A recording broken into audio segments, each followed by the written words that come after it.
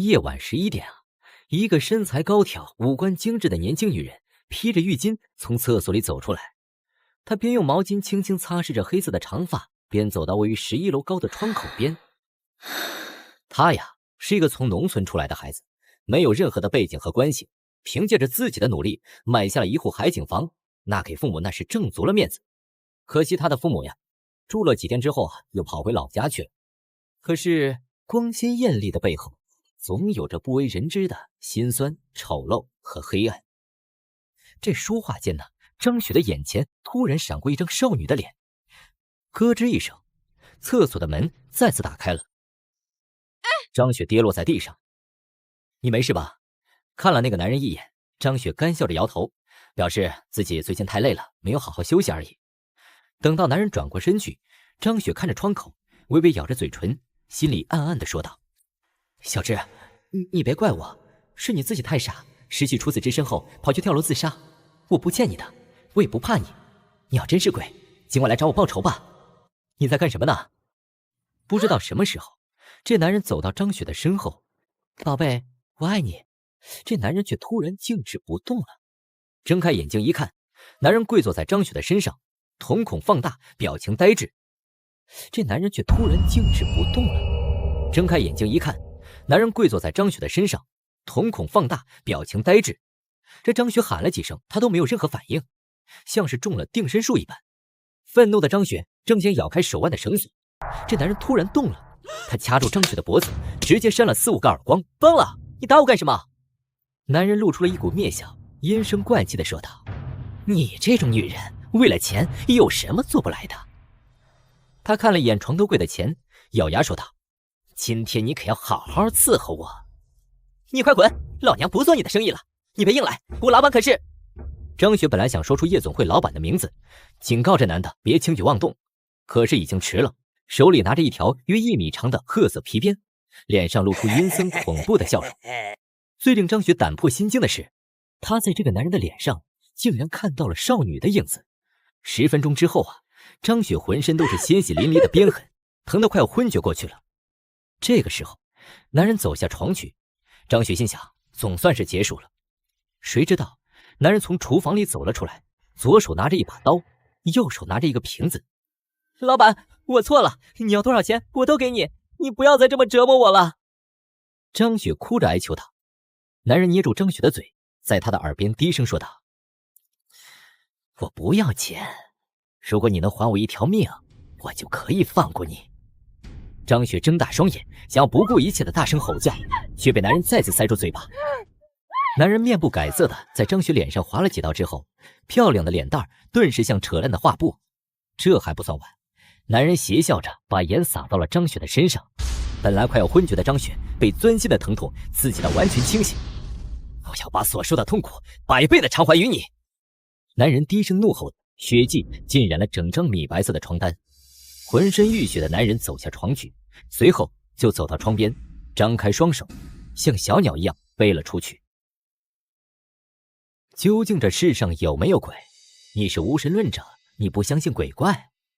或许你还没有真正的开眼看世界。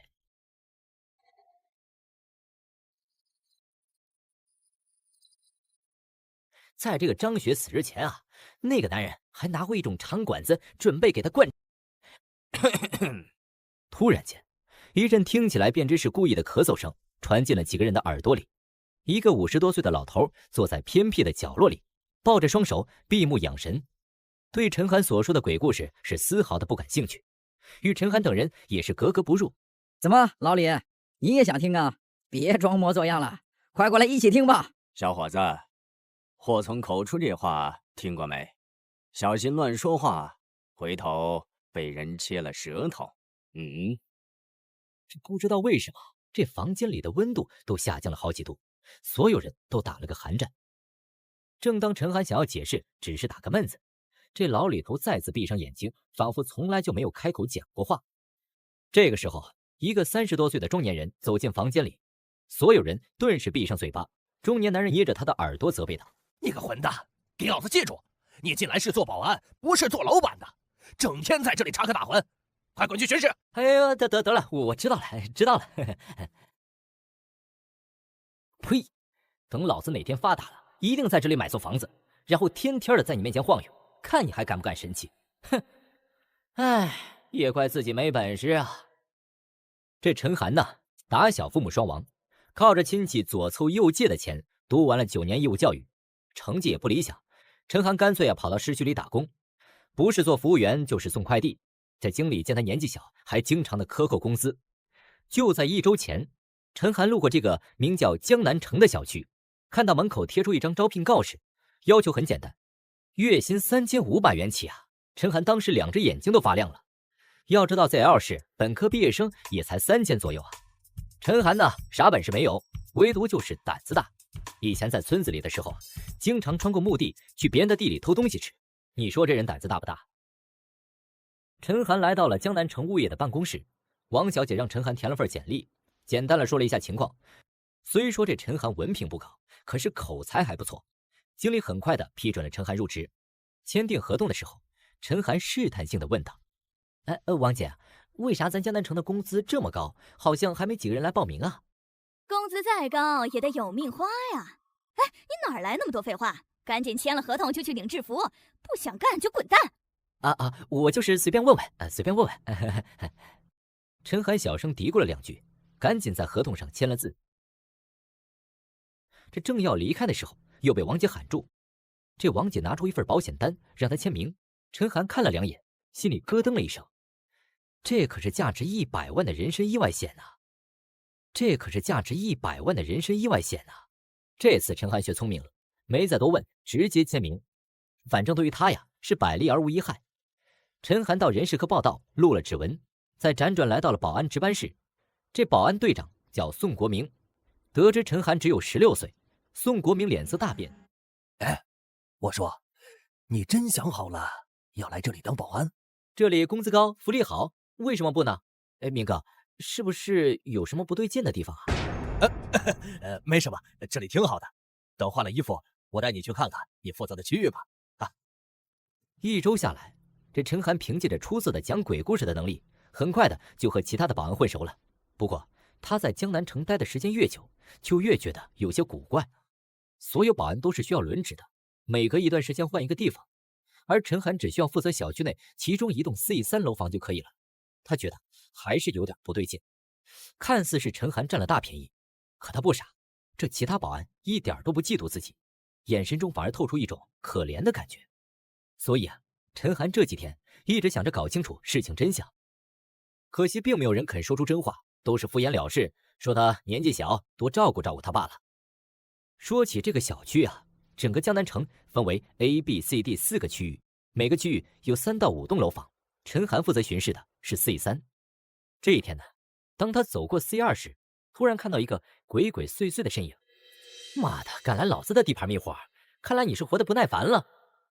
陈寒掏在别在腰间的警棍，小心翼翼地顺了过去。当那人走到1楼防盗门处，陈寒凭借着楼道的灯管，也看清楚了他的真面目。身体猛然绷紧，双手微微颤抖。不夸张地说啊，那可是陈寒这辈子见过最漂亮的女人了。完美比例的9头身身材，这么一个绝世倾城的美女，竟然跑过来撬锁偷东西。忽然间，女人回头看了一眼陈寒躲藏的地方，与此同时，好像有一只手轻轻地搭在了陈寒的肩膀上，甚至还抚摸了一下陈寒的肩膀。好在这陈寒反应也不慢，及时低下头，肩膀上的重感也消失不见了。估计啊，是心理作用吧。不远处，那个女人皱了皱眉头，拉开玻璃门走进了大堂。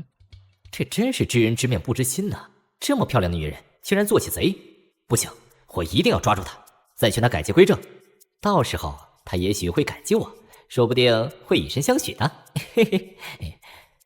陈寒走进玻璃门附近，小心翼翼地探头一看，那个女人也正好进了电梯。刷了门卡，陈寒走进大堂，又退回到门禁系统旁边看了一眼，上面并没有损坏的痕迹。难道这女孩有门卡？她是这里的业主？可她为什么要鬼鬼祟祟的？一定有什么不可告人的秘密吧。在陈寒再次走进413后，物业办公室的王姐在远处看到这一幕，摇头叹气道：怕是又要重新贴一张招聘告示喽。进入了大堂，陈寒打了个喷嚏，冷得全身都起了鸡皮疙瘩，像是置身于零下几度的冰库一般。陈寒走到前台，查看中央空调面板，不对呀，上面显示的是22度啊，属于正常温度啊，估计是中央空调又坏了吧，还是工程部那群人根本就没来修啊。等到电梯叮的一声响之后，陈寒注意到美女进入的电梯停在了11楼。奇怪，这层楼没人居住啊，走廊的灯也是坏的，工程部的人一直不肯来修，他去11楼干什么？陈寒走进电梯，犹豫了2秒之后，按下了11的按钮。当电梯打开之后，陈寒看着一片漆黑的走廊，不禁咽了咽口水。他深吸了一口气，左手握紧警棍，右手举着手电筒，慢慢的走出了电梯。楼道里一如既往的黑。当陈寒迈出第一步时，他闻到了一股以前从来没有闻过的桂花香味儿。他用力嗅了几下，发现这味道啊是从左边传过来的。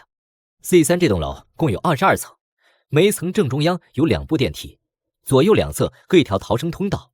陈寒举着手电筒，顺着香味的方向一步步的走着。来到1114房门口，陈寒已经确定香味是从这里面传过来的。这奇怪了，据物业所给的登记资料啊，11楼暂时是没有人居住的。难道有人偷偷的住在里面了吗？江南城小区的房子都是精装房，拎包便可入住。如果真是美女住在里面，那她肯定是无家可归才会出此下策。自己可以先教训她一番，再邀请她到自己的出租屋。孤男寡女同处一室，这女方必有所失。想到这里啊，这陈寒忍不住舔了舔嘴巴，他下意识的扭了门把手，这门竟然开了。这女人的安全意识也太弱了吧？不对，她应该是没想到会被人发现吧？美女，我是这里的帅哥保安，话音戛然而止，倒不是有人回应他了，而是陈寒听到了一阵水流声。这是一户3室2厅2卫的房子，陈寒谨慎地确认过3个房间里都没有别人，这才偷偷地靠近最里面的厕所里。橘黄色的灯光从玻璃门透出来，这陈寒像小偷一样蹑手蹑脚地贴着墙，一时半会儿也不知道该怎么做了。突然闯进去一饱眼福，反正他有把柄在自己手上，绝对不敢声张。可这样做实在有些下流无耻了吧？转身离开做个正人君子，那可是陈寒这辈子见过最漂亮的女人了。要不我就看一眼然后退出去，反正神不知鬼不觉的。嘿嘿。突然间有人拍了陈寒的肩膀一下，意识到不对劲，赶紧起身一看，身边没有任何人。奇怪，难道刚刚是幻听了？咬了咬牙，陈寒再次弯下身子。奇怪，怎么水变了颜色了？有些红，不对，越来越红，像是掺了水的红色染料，很快变成鲜血一般。陈寒支撑不住往前倾，手正好按在了厕所的门把手上，门开了。陈寒也摔了进去，浑身湿透的陈寒坐在地上，背对着女人，整个人都懵了。这糟了，这下可怎么解释啊？陈寒转动了几下眼珠，咳嗽了几声，慢吞吞地说道：我不是故意要偷看你洗澡的，我是小区保安，你偷住在这里可不合规矩啊，你还是赶紧收拾东西走吧。如果你真的没地方住，可以先去我的出租屋里将就几天。好呀，谢谢你，你人那么好，我该怎么报答你呢？你肯定知道怎么报答的。不对，我不是那种人啊。正当这陈寒胡思乱想的时候，一只玉手从后背绕了过来，摸上了陈寒的胸膛，他整个人的身体都要僵硬了。那只玉手似乎并没有停下来的打算，他终究的是忍不住睁开眼睛，霎时间吓得合不上嘴。你的头去哪儿了啊？有鬼！陈寒摔倒在地上，手脚并用的想要爬出厕所。这爬了2步之后啊，低头一看，地上全是血。橘黄的灯光下，一具没有脑袋的裸体女人伸出右手，轻轻地摸着陈寒的脸。他看的那是一清二楚啊，血水正源源不断地从脖子里的窟窿里冒出来。身材婀娜多姿的女人眨眼之间变成了一具无头尸体。这即便身材再好，此时的陈寒心中是10000个懊恼，还真是好奇心害死猫啊！他要是早点抽身离开该多好，现在已经是后悔不已了。不是他不想走，而是他被吓得2脚发软，站都站不起来了，更不要说逃跑了。你不是觉得我好看吗？你不是想要我报答你吗？大姐，不是，美女，不是女侠，我错了，我不该占你便宜的，不该偷看你，我是混蛋，我是流氓，你饶我一命吧。陈寒跪在地上拼命地磕着响头，他平时胆儿大，那也只是嘴上说说，哪里真正见过鬼呀？哪里会相信这世上有鬼呀？所谓耳听为虚，眼见为实，世上有多少是好龙的叶公，又有多少人为欺世盗名之徒？如今亲眼所见，陈寒的心里自然是心生恐惧，哪还敢多想啊？只想着如何活下去，如何保住自己的命。让我放过你也不是不行，除非你答应我一个条件。现在是别说让陈寒答应一个条件了，就算是10个，他也会毫不犹豫地点头的。女鬼让陈寒左手绕过裤裆，捏住左耳朵，右手绕过裤裆，捏住右耳朵，陈寒都一一照做了。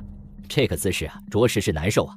但是陈寒不敢有半点怨言，只怕一不小心惹恼了这女鬼。突然间，女鬼伸脚踹了陈寒的屁股。哎呀！他本就重心不稳，一下摔个狗啃泥。他赶紧吐掉嘴里的血水，正想解释，突然听到了银铃一般的笑声。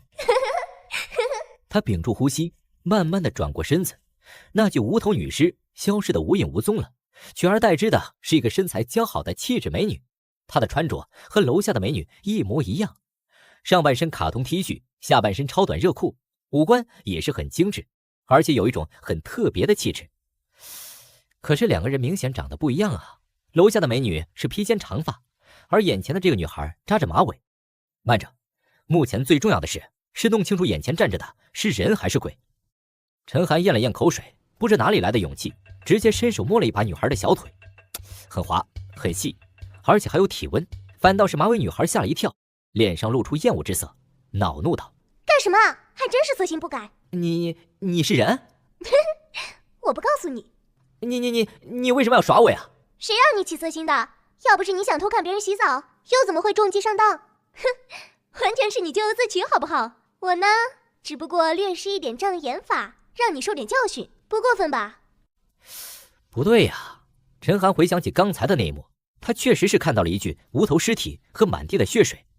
他今晚也没有喝酒啊，两只眼的视力都是5.2，根本不可能眼花看错啊。为什么他会变了模样，像是做过整容手术一般？你施了什么障眼法？你是魔术师？魔术师？呵呵，看来你什么都不懂。马尾女孩语气中透露着一种不屑，不是对魔术师职业的不屑，而是对陈寒的不屑。一个乱闯民居的女贼还敢瞧不起自己？陈寒顿时火冒三丈，掐着腰说道：你得意什么？你不过也是个小偷，三更半夜跑来这里还能干什么？肯定是偷东西。你再不乖乖配合，我立刻把你送去派出所去。哼，白痴。马尾女孩哼了一声，扭头就走。陈寒3步并作2步追了上去，想要抓住她的肩膀。马尾女孩侧身避过，反抓住了他，随意的点了一下。陈寒的手腕顿时肿了一圈。哎呀，好疼！快点帮我治好，不然我马上报警。这可是你咎由自取。你要是乖乖离开啊，明天上午12点前自会痊愈。要是继续跟着我，小心你性命难保。万一他撒谎，明天手腕还是疼痛，那可怎么办？你不帮我治，我就跟着你，你去哪儿，我就跟你到哪儿。看着他，马尾女孩露出一抹耐人寻味的笑容。不过她这一笑啊，更是显得闭月羞花了。陈寒看的是两眼发愣，几乎忘了手腕的疼痛。哼，你尽管跟，等一下呀，别尿裤子就行。马尾女孩懒得再搭理陈寒，转身走出房间。陈寒犹豫了几秒，还是跟在后面。刚靠近2步，他就听到马尾女孩在自言自语道：不用，一头晕羊罢了。真要杀了他，会被人说丢了身份。何况他还挺好玩的。啊，小白，我们先想办法找到他吧，我可没那么多时间耗在这里。杀了我？他在和谁说话呢？想要杀的人不是只有我吧？晕阳又是什么？对了，他一定是在装模作样，想要吓唬我。我陈寒可是在墓地里也能一觉睡到天亮的人，休想吓倒我。喂，你叫什么名字？哼，怎么想找我报仇？哎，有鬼呀！一个红衣女鬼！什么？你怎么忘了你的胳膊啦？陈寒吓了一跳，下意识的转身，结果撞到了身后的柱子上。马尾女孩笑的是前俯后仰，陈寒爬起来，气急败坏的想要冲过去教训她。马尾女孩冷笑一声，指着陈寒的手腕，陈寒低头一看，手腕又肿了一圈，几乎和握起来的拳头一般大小。陈寒咬牙切齿地说道：“哎呀，你这个恶毒的女人，为什么要一而再再而三地耍我？”马尾女孩收起笑容，一步步地走过来，脸上的表情越来越冷，弯下身子。马尾女孩眯着眼说道：“没什么，因为你面目可憎，因为我喜欢。哼，你信不信我立刻杀了你？”我这陈寒呀，本来想硬气的回答一句我不怕，可是怎么也说不出口。他感受到了那股强烈的杀气，下巴不停的打颤。突然间，女孩再次绽放出如花笑靥，一步步的靠近着陈寒。她咽了咽口水，缓缓的退后几步。看到陈寒跌倒在地上，女孩捂嘴笑道：“看来你真的很怕我，胆小鬼！我只是想告诉你，尿裤子喽！”切，不用解释，解释就是掩饰。低头一看，陈寒暗自懊恼，裤裆处湿了一大片。不过这可不是尿，是在厕所跌倒时弄湿的。他正想解释呢，仿佛喉咙里噎着一根鱼骨，吞不下，吐不出来。陈寒看着眼前这个已经让自己吃了好几次亏的女孩，没好气地问道：“你到底是谁啊？想找我报仇？你要是想自讨苦吃啊，尽管放马过来。我叫水灵灵。”水灵灵？怎么听起来像个假名字？你到底是何方神圣？来这里干什么呢？陈寒实在是有太多的疑惑了。别的不说啊，他自小在村里长大，到处是摸爬滚打，身体素质那可是一流的。16岁，身高1.75米，体重140斤，一般的同龄人那都不是他的对手。可是他刚才偷袭水灵灵，不但没成功，还吃了一亏。毫无疑问，即便是陈寒用尽全力，也不是他的对手。嘴角一扬，水灵灵冷笑道：“哼，凭你也想知道我的身份？我还是那句话，不想死的话，别再跟着我，否则我真会杀了你。”我知道了。虽然这陈寒心有不甘，却也不敢再纠缠这个女魔头，打算先离开 C3 楼。若明天手腕还不好，再去一趟医院检查一下。这转身走了2步，陈寒听到身后传来异响，回头一看，顿时吓得魂飞魄散。水灵灵正飞奔过来，俏脸阴寒，杀气四溢。我都准备走了，女侠，你放过我吧！你滚开！哼，原来你躲在这里，让我找得好辛苦啊！女侠，你可别吓我，那里根本就没有人啊！水灵灵没有回应，右手搭在后腰处，眉头紧皱，一副如临大敌的模样。眨眼的功夫，整条走廊刮起了一阵大风，怪风从轻拂到刀割一般，不过1/1000秒。陈寒竟然被狂风顶得跌坐在地上，爬也爬不起来。水灵灵比陈寒看起来弱小许多，却丝毫不受影响，如屹立在寒雪中的轻松一般。与此同时，走廊里某些角落里亮起诡异的红光，一闪一灭。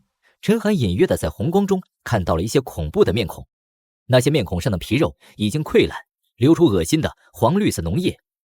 陈寒看了几眼之后，就再也忍不住趴在地上吐了起来。不想瞎找的话，立刻闭上眼睛。哼，没想到还是风系的玲珑鬼，正合我意。你找死！风势更大了，风声听起来也和之前有些许不同。陈寒谨记水灵灵的吩咐，紧闭着眼睛，直到水灵灵低呼一声，他睁开眼睛一看，水灵灵的卡通 T 恤上竟然有几条裂缝，看起来像是被什么锋利的东西给割破了。2条手臂也有几条一字形的伤口，不断的渗出血迹。啊，你受伤了！别过来，你个笨蛋，找死是吧？水灵灵出声阻止，可是为时已晚。水灵灵眼中闪过一丝犹豫，最终还是出手了，把陈寒拉到身边，手臂上也多了一条血痕。水灵灵骂了一句，陈寒不敢还嘴，因为他清楚地看到地面上凭空出现了一条深约5寸的深沟，像是有人用斧头在地上狠狠地劈了一刀。躲在暗处算什么本事？躲在暗处算什么本事？3界内外无所不现，包罗天地，尽管现形！现！这水灵灵不知从哪里变出来一张紫色的符纸，上面刻画着复杂冗长的符号。这陈寒只是随意看了一眼，顿时觉得头晕眼花。念完最后一个字，水灵灵把符纸拍在地上，大喊了一声。时间停顿1秒，以紫色符纸为中心，爆发出耀眼的强光和强大的威压。陈寒几乎要被掀飞出去了，他也顾不得其他了，眼疾手快的抱住了水灵灵的大腿。一阵白光像被石头激荡的湖面一般向四周散去，速度极快。范围大约有10几米。东北方位传来出一声闷哼，似乎受了暗伤。红光骤现，走廊里的气温顿时下降10几度，墙上凝结出薄薄一层冰霜，通道里的所有黑气同时席卷过去。几秒钟之后，一团巨大的黑色圆球飘在空中。没想到你居然有显灵符，看来你也不是俗世中人，谁派你来的？我从哪儿来的，用不着你管，只要乖乖被我降服，我自会渡你轮回。你报够了没有？快滚一边去！想降服我？你不过是2品阴阳师，也敢口出狂言？小妹妹，虽然听不懂这二人在说什么，但陈寒知道今晚发生的事已经超乎了自己的认知了。这团黑球能够伤到水灵灵，必然不好对付。反正留得青山在，不怕没柴烧。他磕了几个响头，点头说道：“好，你慢慢休息，我们不打扰了。先走了。快呀，反正你也受伤了，我们先撤退吧。”闭嘴！哼，我还真想看看自己有没有这个本事。水灵灵右脚一蹬，左掌为刀，右手分别在左掌下面掐住坤兑2种手势，嘴里念叨：“水冲波。”在陈寒的目瞪口呆中，2团小绿火从水灵灵的脚边冒出来，火焰中各有一个小巧玲珑的骷髅头骨。2个骷髅头嘴巴张合了几次之后，同时射出10几支长约3寸的水箭，快速射向东北方位。那圆球发出低沉的念诵声，1米前的空地上飞出一团小型飓风，呼啸着迎向小水箭。轰的一声，2者撞在一起，轰然大响，尘土四散飞扬。看到双方势均力敌，陈寒松了一口气，正想着如何再次劝水灵灵离开时，一团小型飓风从尘土中快速飞来，直攻2人。糟糕，快躲开！陈寒也不知道哪里来的勇气，抱住水灵灵往右边滚去。可他的速度怎么能比得上这小型飓风呢？小飓风撞在陈寒的背后，直接击飞2人。飞出几米后，陈寒松开抱着水灵灵的手，胸口一闷，吐出一大口鲜血。你没事吧？你个傻瓜，为什么要扑出来？真不知道这傻小子怎么想的，毫无本事还敢逞英雄！你竟然会使1级阴阳术！你的名言一定很美味。拿命来！无数黑色的触手从黑球中钻出来，闪着寒光，直攻水灵灵2人。水灵灵转过身子，咬着牙说道：“不知死活，小白，杀了他！”小白，好熟悉的名字。陈寒很快想起来，水灵灵之前自言自语时喊过这名字。当时他以为水灵灵是在装神弄鬼，目的是吓唬自己。经过刚才的一幕，他哪里还不明白呀？杀了我！在陈寒胡思乱想之际，一道白光从水灵灵的脖颈处飞出来，绽放出耀眼的光芒。看来白光不好对付啊！黑球迅速后退。呵呵，现在才想跑，晚了一点吧？突然间，白光中伸出一只巨大的爪子，这爪子有半米长，肩胛透着寒光，仿佛可以撕裂世间的任何事物。白光发出一声低沉的怒吼，爪子无视球状黑雾，直接深入其中，把一具灰白色尸体抓了出来，黑雾随即涣散。陈寒就看了一眼，赶紧捂住嘴巴，压住想吐的冲动。被爪子禁锢住的尸体发出呜呜的叫声，求求你饶了我吧！这陈寒根本就听不懂。水灵灵明显知道对方在说什么，毫不在意的说道：“别用你的主人吓唬我，他不找我，我一样会找他算账。”眼看求饶无效，灰白色尸体眼中杀意大盛，嘴巴一张一合，吐出一大团黑色烟雾，径直飞向水灵灵、陈寒。毫无疑问，对方已知没有活命的希望，想要和2人同归于尽。电光火石之间，白光再次探出另一只爪子，直接抓碎了黑色烟雾。雾气散去，一只只恶心的小虫子从空中掉落，四处逃散。陈寒吓得连连后退，直到贴着墙边。水灵灵面无表情地踩死一只虫子，鄙夷地看着陈寒：“我没怕，只是这东西太恶心了。”哼，懒得理你，小白，能，它归你了。白光发出一阵喜悦的低嚎声，直接把整具尸体拉进了白光中。过了几秒钟之后，几个块状东西和一颗黑色珠子从白光中弹射出来，白光发出心满意足的打嗝声，咻的一声没入水灵灵的脖颈，像是从来没有出现过。走廊内也恢复一片黑暗。开一下手机的手电筒，我要找东西。陈寒只能乖乖地掏出手机，照着水灵灵的话去做，免得遭来杀身之祸。找了一会儿之后，水灵灵兴奋地捡起那颗黑色珠子，满意地说道：“终于拿到了，总算没有白费功夫。”这是什么啊？陈寒好奇地问道。这话一出口，他当即想扇自己2个嘴巴。这时候还废什么话呀？应该乖乖地躲在一旁，等着这女魔头离开，赶紧下楼，然后递上辞职信，马不停蹄地离开江南城这个是非之地啊！难怪工资给这么高，难怪还有人身意外险。哼，天底下果然没有免费的午餐。唉，关你什么事？好奇心那么重，是不是想让我割掉你的舌头？陈寒赶紧捂住嘴巴，大气也不敢多喘。水灵灵弹了一个响指，黑色珠子彻底消失了。陈寒知道这是他的手段，也不敢多问。水灵灵心情大好，难得关心起陈寒来，蹲在陈寒面前。水灵灵捏着他的脸打量一番之后，右手一挥一转，掌心出现了一个精致小巧的玉瓶。水灵灵面露得意地说道：“本小姐心情好，特意赏你的，喏，快吃了吧。”我没事，只是受了点轻伤，回去休息一下便好。看着水灵灵递过来的绿色药丸，陈寒咽了咽口水，露出尴尬又不失礼貌的微笑，婉言拒绝道。此刻陈寒心里只有一个念头，赶紧跑，跑的是越远越好，谁知道他给的是不是毒药呢？你信不过我啊？我要是想弄死你啊，有上百种手段，不需要下毒，一句话，吃还是不吃？我不吃啊。哼，这可是你说的，别后悔哦。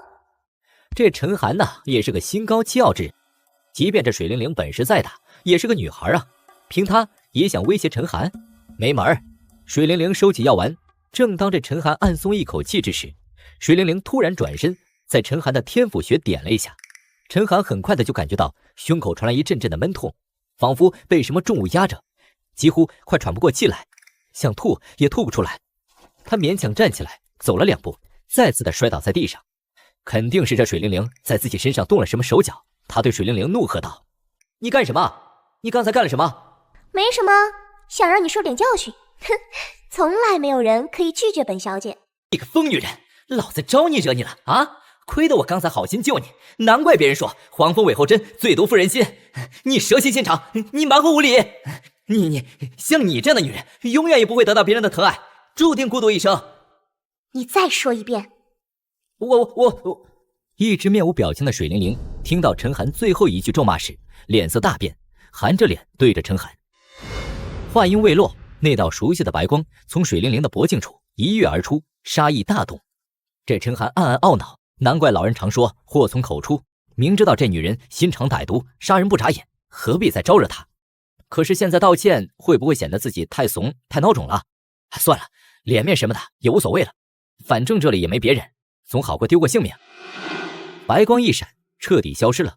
陈寒以为对方要动手了，吓得立马磕头说道：“对不起，女侠，我刚才说错话了，你千万不要杀我呀，女侠饶命呀！”“陈寒哥哥，对不起，我不是有意要吓唬你的。”突然间，一只纤纤玉手把陈寒搀扶起来。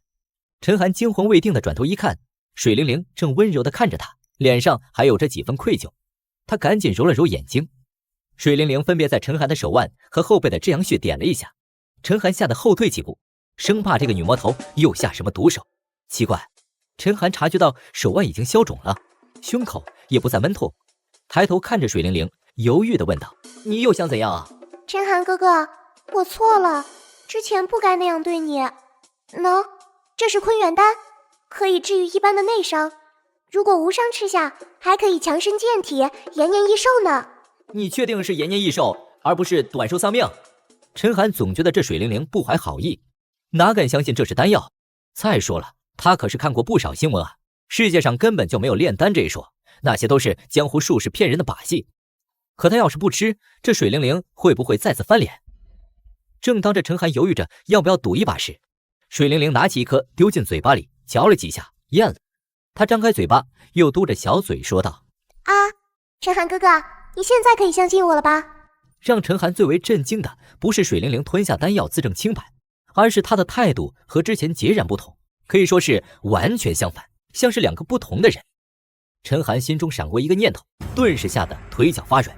这个能杀恶鬼、心狠手辣的女魔头，该不会是个有着人格分裂的神经病吧？若真是这样，自己怕是不能活着离开了。突然间，水灵灵五官极度扭曲，嘴巴变得像鲨鱼那么大，张开血盆大口，一口咬住了陈寒的脑袋。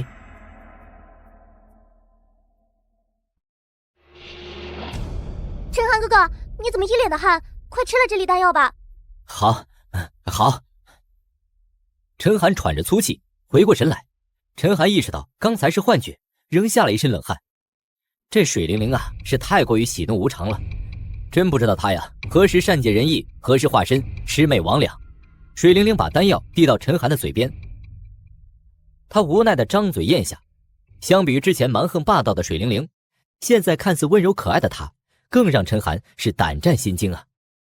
一吞下丹药，陈寒马上察觉到丹田处生出一股暖流，直通身体四肢。之前受伤的后背疼痛全消，整个人也是精神抖擞。他尝试握了握拳头，力量充盈，几乎能一拳打死一头牛呢。陈寒诧异道：“哇，这是什么药啊？太神奇了吧！”这可是大名鼎鼎的坤元丹，可以治愈普通的内伤，固本培元的灵丹，效果不错吧？还真有丹药啊！若是真能拿到这种丹药的配方，再去配置，那不就发财了吗？而且，既然有治疗内伤的丹药，肯定还有祛疤、补元、美容等丹药，少说也能卖上几千块一粒，不对，几万块一粒。到时候自己摇身一变，变成百万富翁，那不是要什么有什么吗？咦，嘿嘿嘿嘿嘿嘿！喂，陈寒哥哥，你在想什么呀？口水都流下来了。哦，你刚才弄伤我的手腕，还私闯民宅，这些可都是违法犯罪的行为。看在你年纪比较小，可以放你一马，只要你告诉我如何炼制这些丹药就行。说话之时，陈寒一直紧盯着水灵灵的脸，只要表情不对，他立马就闭嘴。水灵灵听陈寒说完，虽然露出愧疚的表情，却还是摇头说道：“不行。你别这么小气嘛，我只是想要个丹方而已，大不了我请你吃饭啊，行不行？等我发财了，一定少不了你的好处。”陈寒哥哥，不是我不想给你，这些丹药都是由炼丹师炼制的，我也不知道具体的丹方。何况你又不是炼丹师，就算你知道丹方，你也炼制不出来的。你不想给就直说，何必诸多借口？哼，我看你你就是小气。陈寒一脸鄙夷，直觉地认为水灵灵在撒谎。什么炼丹师才能炼制？他在电视上也看过所谓的炼丹师，不过是拿着一把扇子在丹炉边扇扇火，嗑瓜子儿，是个人就能当炼丹师。知道陈寒有所误会，水灵灵嘟着嘴说道：“陈寒哥哥，你不要生气嘛，等我回家一定帮你问问，好不好？”好吧，你可要记得答应过我的。对了，你身上还有没有其他丹药？再给我几粒。没有了，这2颗还是我从家里偷走出来的时候，去我爹书房里偷。你果然是江山易改，本性难移啊！等我见到你爸，一定把你做的坏事全都告诉他，除非……嘿嘿嘿嘿。别呀，陈寒哥哥，我很听话的，你别和我爸告状好吗？而且你不会想见到他的。为什么？难不成他会吃了我？对了，让我保守秘密也行。你先告诉我，刚才那是什么珠子？你又是谁？为什么会懂得抓鬼？你可不准撒谎，我很聪明的，你骗不了我的。手掌一翻一转，水灵灵拿出那颗黑色珠子，详细的给陈寒介绍起来。原来他是一位阴阳师，来自某个神秘的地方。他这次来江南城的目的，正是为了这颗明元珠。这明元珠可不是每一头恶鬼身上都有的。这珠子里蕴含着蓬勃的精神力量和鬼魂运气。只要去除掉明元珠的怨气，阴阳师便能吸收其中的明元，就可以提升修为。这阴阳师的修为越高明元也就越来越多，能使用的法术也就越厉害。这阴阳师可不是寻常道士、和尚之类的欺世盗名之徒，而是有真本事的捉鬼灭鬼的异能者。阴阳师呢，起源于1000多年前，初始时以道派道术为主，后来又融合了佛教、密宗等派别的法术和密咒，分为多个派别，能观星错位、奇门遁甲、逆天改命，而且小五行通八卦，无所不能。更有大能者可以颠倒阴阳，控制生死，跨越轮回，过天命的。控制生死？你怎么不说飞天入地呢？飞天入地的话，倒也不难，只要达到某个境界就行了。不过我们有规定，不能随便在阴阳面前展示这些。阴阳，这是陈寒第2次从水灵灵的口中听到这个词了。经过他的解释啊，陈寒这才明白过来，阴阳师所面对的都是一些穷凶极恶的鬼怪之物。这常人见到，轻则昏迷不省人事，重则肝胆俱裂，一命呜呼，与一种名为阴阳的生物极其相似。这种阳平时和普通阳没什么区别，不过当他们受到一点惊吓，便会晕倒在地，四肢僵硬，无法动弹。所以在阴阳师的眼中啊，像陈寒这种普通人如同阴阳一般。你们不会杀人灭口吧？他一直都没有听说过阴阳师的存在，只有一种解释，阴阳师把所有知道真相的人都给杀了，他们在和政府机构约定好，自然可以封锁消息，把死掉的人命推在一些通缉逃犯上。陈寒干笑2声，身体不自觉地往后挪了一下。陈寒哥哥，你也太可爱了，你放心吧，我不会杀了你的。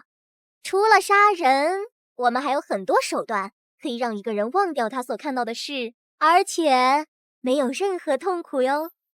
比如呢？算了，当我没问过。陈寒哥哥，你会帮我保守秘密的，对不对？要是今晚的事传出去了，我爹肯定会责罚我的，好不好嘛，陈寒哥哥？看着水灵灵嘟起小嘴的可爱模样，陈寒还是不敢相信，他和半个小时之前还口口声声要杀了自己的女人是同一个人。陈寒正想问问他，为何前后性格相差这么大，水灵灵突然脸色大变，伸手掐向他的脖子。你别杀我，我答应就是。陈寒苦着脸求饶，这女人果然是在演戏，一直在戏耍自己，而且还那么残暴蛮横，一言不合便动手。突然他捂住了陈寒的嘴巴，拉着陈寒躲到其中一个小屋内，小声地说道：嘘，陈寒哥哥，外面好像来了一个很厉害的厉鬼，暂时不要说话啊。看到水灵灵表情如此严肃，陈寒也赶紧屏气凝神，不敢多问半句。为了保险起见，2人躲进了主卧里，水灵灵则透过门缝盯着外面。期间水灵灵一直垫着脚，用手捂着陈寒的嘴巴。闻着水灵灵掌心传过来的香味，这陈寒竟然在这个时候心猿意马起来，忍不住亲了一下。水灵灵当然察觉，马上收回手，转身瞪了陈寒一眼，眼中既羞又怒。待水灵灵转过身来，陈寒也暗骂自己真是个变态，在性命攸关的时候还净想着这些乱七八糟的东西。然后陈寒突然想起水灵灵的手摸过那具尸体蹦出的黑色珠子，一阵呕吐感顿时涌上喉咙。原本一片漆黑的环境似乎又暗了几分，确切地说是一些黑雾涌进了客厅。这些黑雾与之前黑色圆球散发的黑雾所对比，根本就是天差地别，浓郁的比墨水还要深上几分啊。气温骤降，陈寒伸手一摸，2只手臂都起了鸡皮疙瘩。黑雾在客厅正中央绕了几圈，突然伸出一只蔓藤一般的纤细触手，朝各个房间探去。不好，他在找我们，快吃了他！啊，吃了他！这时水灵灵把其中一张符纸递给了陈寒。陈寒见水灵灵郑重点头，只好乖乖照做。他拿起一闻，味道很是古怪，像是在下水道的污水中泡过再晒干一样。陈寒咬了咬牙，捏着鼻子，忍着恶心吞了这张符纸，嚼了好几口才勉强咽下。陈寒扭过头，看到水灵灵掐了2个手势，口中默念些东西。突然符纸无火自燃，他整个人都傻了。水灵灵也看着他，眼中闪过一丝皎洁。毫无疑问，这符纸根本不用吞。他哪里还不明白，这水灵灵啊，就是在报复自己刚才变态的行为。这时陈寒感觉到皮肤上渗出一层层淡淡的白光，这白光鲜亮后淡，继而消失不见。他再抬头一看，水灵灵整个人消失不见了，差点喊出了声：哎，别叫，我在这里，那东西要进来了，千万别说话。说时迟那时快，一条黑色触手直接戳穿房门，在房间里绕了一圈。陈寒捂住鼻子嘴巴，大气都不敢喘一口。黑色触手在房间里绕了一圈，还在陈寒2人附近逗留了一会儿，一无所获，于是后退离开，去往下一个房间。半个小时之后，水灵灵确认黑雾和触手均已离开屋子，才抬起手势轻喊了一声：姐。哎，我说你这是什么术啊？啊，隐身术还是仙术啊？你是神仙？难道真有孙悟空、二郎神，还有什么如来佛祖吗？哎，陈寒哥哥，我说过了，我是阴阳师，西游记是虚构的，水灵灵无奈地说道。可陈寒哪里听得进去，一心沉浸在白日梦里。要是他也会隐身术，那还不得为所欲为啊？他想干嘛干嘛，可以去抢银行，去街上随便亲美女，还能干一些猥琐的事。哼！陈寒哥哥，你想多了，刚才只不过是一种障眼法，根本不算真正的隐身。我只想着隐身去帮人，来做个好事不留名，我怎么会做坏事呢？啊！对了，水灵灵，刚才那个厉鬼很厉害吗？此地不宜久留，先离开这再说。水灵灵没有过多解释，担心那团黑雾会再次返回，拉着陈寒先行离开了。回到1楼大厅，陈寒看着身边的水灵灵，眼珠咕噜咕噜的转，试探的问道：“我说，你准备去哪儿啊？”陈寒哥哥，你是不是住这附近呀？嘿，陈寒哥哥，你能不能收留我一晚上？你放心，我不打呼噜的。什么？你要在我家睡？陈寒大吃一惊，他倒不是有什么传统道德观念很重，而是想着尽早摆脱水灵灵，辞职离开这个江南城，不想再被牵扯进这些古怪之事，免得丢了性命。可他心里又有太多疑惑，想问个明白。陈寒活了10几年，所树立的世界观在今晚短短1个小时内彻底崩塌了。谁说这世上没有鬼？只不过大部分人不像陈寒这么幸运，见到鬼还能安然无恙的活着。还有就是水灵灵一身神秘莫测的本事。陈寒暗暗地想到，若是从他身上学得一招半式，想发横财，那还不是易如反掌啊？考虑了再三，陈寒还是决定赌一把。反正富贵险中求，他宁愿疯狂赌一把，也不想这辈子就当个小保安。我可以答应你，不过有个条件，你要一五一十地告诉我这到底是怎么回事。成交。外面传来脚步声，陈寒探头一看，是宋国明带着几个保安赶来。陈寒怕引起不必要的麻烦，想让水灵灵先躲到一旁，可当他回头，水灵灵早已不见踪影。他在大堂搜了一圈，还是没有找到。不会吧？难道刚才我一直在做梦，还是幻觉？哎呦！喂，陈寒，你竟然没死啊！宋国明等人也是一脸惊讶之色。这陈寒越发肯定，这些人啊，恐怕是早就知道江南城 C3 这栋楼房有古怪，可他们一直瞒着自己，不禁有些恼火。怎么，见我没死，很失望吧？不是，怎么会呢？哎，我们是一伙的吗？哎，我说陈寒，我们听到11楼有响声，你是不是碰见了什么脏东西了？其他人也是一脸期待的瞪着陈寒解惑。他可是第一个在9月22日这天走进 C3 又活着走出来的人。回到值班室，陈寒板着脸，让他们一一交代前因后果，否则他就会引出恶鬼，让江南城变成人间炼狱。哎，和他说吧，本来我们也不该瞒着他的。哎，行，那我和你说实话吧。这个事情啊，还要从2年前说起。2年前啊，9月8日，白露，天气转凉。早上7点多，一大群警察赶到江南城小区，并拉起了警戒线。当时啊，宋国明和张月都被警察喊去问话，才知道小区内发生了一起惊天惨案。C 栋11楼的1102房的女住户被人杀了，而且死得很惨。很惨？有多惨？你别打断我，我继续说啊。陈寒好奇地问大家，只看到所有人的脸色都霎时变得难看，张月更是捂住嘴巴，做事要吐。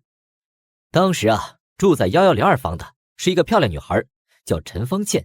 她身材火辣，打扮时髦，经常是早出晚归。当时啊，江南城在整个 C 市也算是高档住宅小区了，精装房价格更是高达3万多一平方，普通人根本是买不起的。可这个陈芳倩直接全款购买。当时所有人都以为她是什么富家千金，后来孙国明等人慢慢察觉到端倪，这陈芳倩不仅是早出晚归，而且经常带着不同的男人回家。他们守着小区出入口，自然看的是一清二楚。这一来二去啊，闲言闲语自然也就传开了。可陈芳倩根本就不在意，她觉得这个世界上笑贫不笑娼，只要有钱什么都好说。在8月中旬的某个晚上，4个纹身青年一路尾随着下班回家的陈芳倩。后来他跑到小区门口，向值班保安求助，让他们一定要拦住那些人。可醉酒的4个青年直接亮出刀子，值班保安们哪里敢阻拦，只能乖乖的放行。3个人抢在陈方健钻进电梯前抓住了他，然后逼他带着自己几个人回到住处，另外1人留在保安室，预防值班保安报警。这之后3人在1102房里轮流侮辱了陈方倩。说到这里，宋国明看了张月还有另外2人一眼，叹气道：说起来也是我们的错，若是我们当时勇敢一点，挺身而出，也不至于发生后面的悲剧。后来的悲剧？从那天起，陈方倩不再出去，整天把自己锁在家里，饿了就叫外卖。那4人也是一直不肯放过陈方倩，每天深夜都会跑来江南城小区轮番折磨她。你们为什么不报警，不阻止呢？你们身为江南城小区的保安，理应保护业主的安全。当时不闻不问，虽然不是作恶之人，却更加可恶。别提了，不是我们不想管，是陈方倩央求我们不要报警。当时负责巡视 C 栋的保安叫王伟，据他说，每天晚上经过1102房，都会听到虐打声和痛苦声，着实不忍。几个保安商量了一下，决定去报警。第2天，他们几个人来到1102房门口，想和陈方健商量此事。陈方健只肯打开一条门缝，听说几个保安要去报警，顿时对着他们几人骂道，还说不关他们的事，让他们快滚。见陈方健下了逐客令，几个人只好离开，也放弃了报警的念头。毕竟受害人都不肯报警，他们又何必多管闲事呢？9月7号晚上，这4个人再次进入江南城小区。据说当天法医到场看到尸体，认他从医30多年，还是吐得稀里哗啦的，因为这陈方倩死得太惨不忍睹了。宋国明等人把自己知道的情况全部和警察说了，希望能够早日捉拿真凶，别让这个可怜的女孩死不瞑目。过了3天之后，警察打来电话说已经抓到那4个毫无人性的变态了，让宋国明和王伟过去指认。指认过后，这4人被关押在拘留室里，等候上庭受审。在陈方健死后的第7天，11楼其他住户向物业反映，说这几天夜里老是听到一些怪声。宋国明等人自发买了一些香烛烧纸，想去祭拜他，怕他的鬼魂一直留在这栋楼上，让他一路好走。到了凌晨11点50分，宋国明等人在1102房门口插好香烛，在火筒里点着纸钱，几人纷纷的小声念叨：天网恢恢，疏而不漏，警察已经抓到罪犯了，让陈方倩安心上路，重新投胎做人吧。快到12点的时候，宋国明等人突然听到逃生通道里传来了清脆的脚步声，顿时吓得抱作一团。在几个人快要吓昏倒的时候，4个人推开铁门走了过来。这宋国明等人睁开眼睛一看，惊的是目瞪口呆的。他们不是别人，正是虐杀了陈方健的4个变态青年。宋国明以为他们知道了指认之事，可以回来复仇，掏出警棍准备和他们拼命，所以先下手为强。宋国明直接对准4人中的老大脑袋敲下一棍，结果那人没有任何反应，毫发无损，反倒是宋国明被震得虎口发麻。老大，他们几个好像中了邪。老大，他们是不是被鬼上身了？宋国明仔细一瞧，也看出不对劲了。这4个人站成一排，几乎是前胸贴着后背，而且同手同脚。走在最前面的老大面无一丝血色，眼珠泛白，像是死人一般。王伟吓得是直哆嗦，小声地问道：我们赶紧走吧，此地不宜久留。宋国明等人准备偷偷溜走，听到身后传出不寻常的动静，回过头看了一眼，所有人顿时吓得瘫倒在地上。张月更是吓得尿了裤子。那4个人走到1102房门口，整齐地跪在地上，不约而同地磕起响头来。没一会儿功夫，4个人磕的是鼻青脸肿，头破血流，却没有停止，仿佛是没有知觉一般。更加诡异的是，他们由始至终没有发出一丝声音。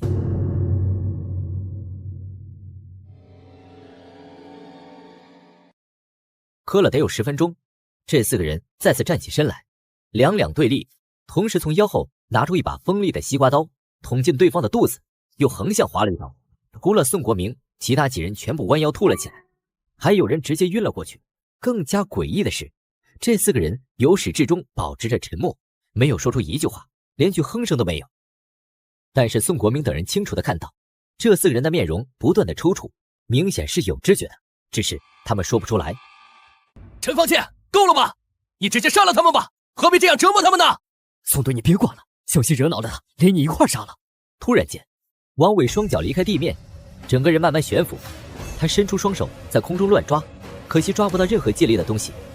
有股莫名的力量掐着他的脖子，而且力气很大，他快喘不过气来了。小队，快救我！救我！我知道你死得很惨，他们也是罪有应得。可是王伟没有伤害过你，你为什么也要对付他呢？还没等宋国明说完，一股气浪从门缝飞出，直接轰中宋国明，他整个人倒飞出去，砸在了墙上。宋国明哇的一声吐出一大口鲜血。我用什么样的手段是我的自由，谁在多管闲事，我让他不得好死。他做过什么事，他自己心里清楚，因果循环，必遭报应。包括宋国明在内，所有人面面相觑，他们当然明白陈方倩话里的意思了。这4个人第一次跟踪陈方倩，值班保安不是别人，正是王伟。是他怕了4人的威胁，放他们进入小区。若是王伟当时勇敢一点，想办法报警，或许结果会大不同。可是他并没有。我错了，姑奶奶，你原谅我，你千万不要杀我，我上有老下有小，一家人都等着我呢。如果你非要杀了他才能泄心头之愤，那就杀了我吧。我是保安队长，他是我的手下，是我管理无方，我愿意一命偿一命。砰的一声，啊！他发出撕心裂肺的叫喊。不过那股控制他的力量也随之消失了。王伟掉在地上滚了几圈，晕了过去。再不滚，所有人都得死。张月等人哪里还敢逗留啊？扶起宋国明、王伟和晕倒的保安，迅速的离开。第2天，警察赶到现场，清理现场后，简单的询问了几句，也没多说什么。张月和其中一个刑警交谈得知，4人死的比陈方倩还惨，没有一具全尸，每人身上都被割了40多刀，面孔极度扭曲，内脏全部掏空了。据法医所说，这些人的死亡时间是凌晨4点。换句话说，陈方倩足足折磨了他们4个小时，最后才让他们在痛不欲生中死去。几天之后，物业应其他业主的需求，请来了专门超度亡魂的道士，希望能够平息陈方倩的怨气，让他早日超生，还 C3 楼栋一个清净。可是这道士进去没多久，浑身是血的就跑出来，连酬金都没要，头也不回的跑了。物业只好再请其他道士，结果是大同小异，只好作罢。住在 C 栋的人也经常会遭遇到各种各样的怪事，特别是11楼的住户，要么在窗户玻璃上看到阴森恐怖的鬼脸，要么是锅里的猪脚会变成鲜血淋漓的断手，弄得其他楼层的住户也不得安宁，整日都是提心吊胆的。没过多久， C 栋的其他住户要么是搬走，要么是卖了房子。有好些人不信邪，贪图11楼房价便宜，买下房子搬进去，可惜没有一户能住满1个星期的，又急匆匆的搬走。王伟在医院待了3个月，回来过江南城一次，办理辞职手续，收拾了遗留在宿舍的物品，再也没和他们联系过了。这1年之后啊， C3 栋的怪事才慢慢减少。江南城小区的所有人都默契的从不谈起那栋楼里发生的事。物业让宋国明白天带几个人进去，也都平安无事的出来了，于是决定再度对外出售 C3 栋的房子。为了以防万一啊，物业只出售11楼以外的房子，为了不让后面进来的住户察觉到异常，所以要安排专门巡视 C3 栋楼的保安。可是保安处的人都知道那件惨案，又有谁会愿意呢？最终物业决定高薪从外面聘请一批新保安。当时宋国明知道陈安只有16岁，也想过要告诉他关于 C3 栋的秘密，至少不会死得不明不白。可是这事儿好不容易淡了下去，要是陈涵给说了出去，难免再次引起恐慌，所以物业处的经理警告过宋国明不要乱说话。几天过去了，这陈涵一直平安无事，宋国明还以为陈方倩的魂魄已经离开了，才稍微安心一些。听到这里，陈涵终于明白了为什么大家一点都不嫉妒自己的薪资比他们高，也明白为什么会有人身意外险了。陈涵想起今天晚上的事，也是心有余悸。若不是运气好碰上水灵灵，怕是如他们所料，早已经丧生11楼了。走到陈涵身边，宋国明拍了拍他的肩膀，叹气道：“你要是不想干了，我也理解。明天我和你一起去找经理说说吧。人活着才是最重要的，你说呢？”哎，你们说，要是我能让 C3 栋楼恢复正常，这物业能给我多少钱啊？啊？谁都没曾想到，陈涵问了这么一句话，鸟为食亡，人为财死。这陈寒脑中早蹦出了一个疯狂的念头了。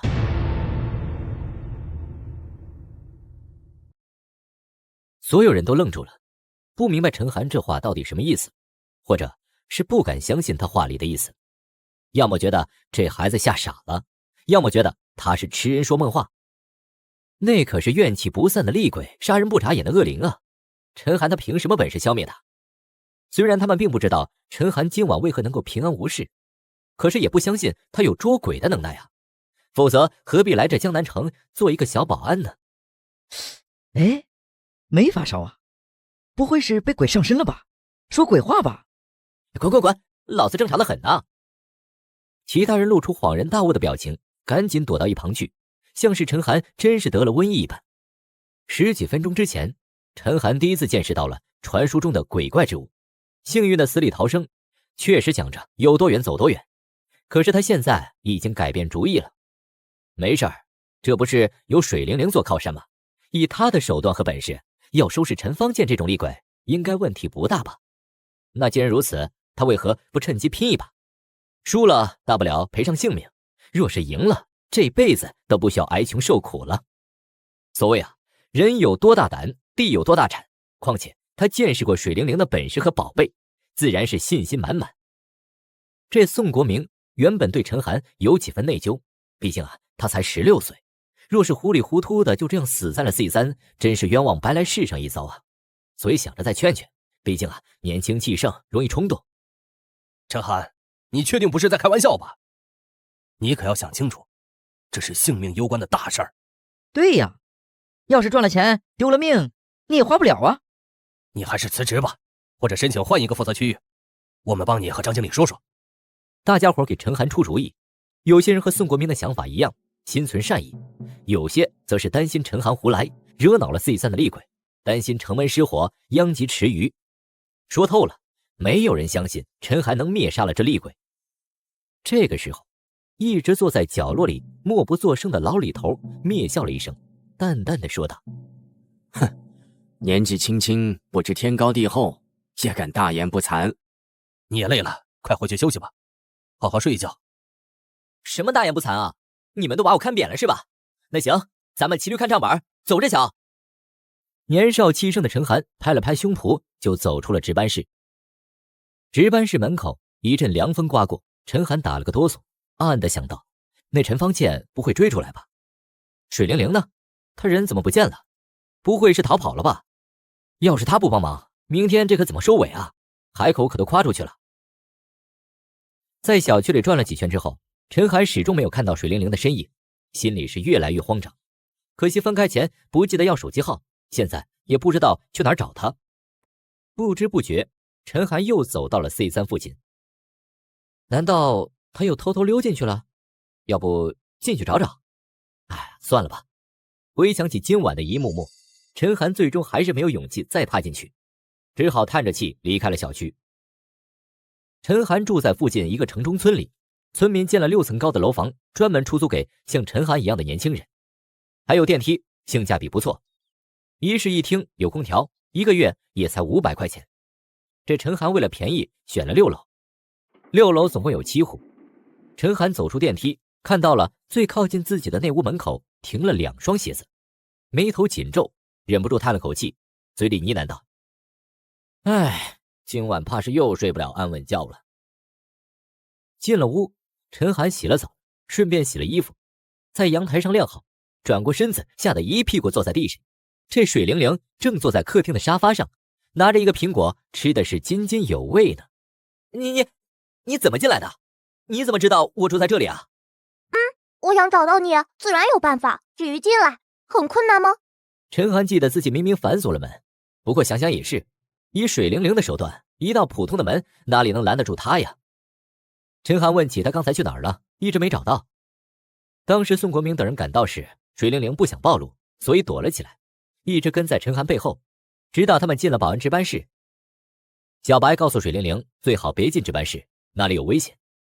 见小白极力的阻止，水灵灵也不再坚持，离开小区之后去购买了一些明天要用的东西。明天要用的东西？你的意思是要去灭了那11楼的厉鬼吗？当然了，你明天也得跟我一起去，我需要一个诱饵。哦，不对，嘿嘿，是一个助手。什么？我当然想助你一臂之力了，这是为民除害，这是正义之举，我当然义不容辞了。可是我的能力不够，只怕会连累你，确实是心有余而力不足啊。哎，好吧，既然你不答应，总算是逃过一劫。那我也不去了，反正不关我的事。哎，你怎么能这样啊？你是阴阳师，应该挺身而出的，除魔灭鬼，拯救苍生，怎么能半途而废呢？你确定是拯救苍生，而不是为了赚钱啊？赚钱？赚什么钱啊？我不知道你在说什么。喏，你看，陈寒哥哥，若想人不知，除非己莫为，撒谎可不是好孩子哟。你在我脖子上放了什么东西啊？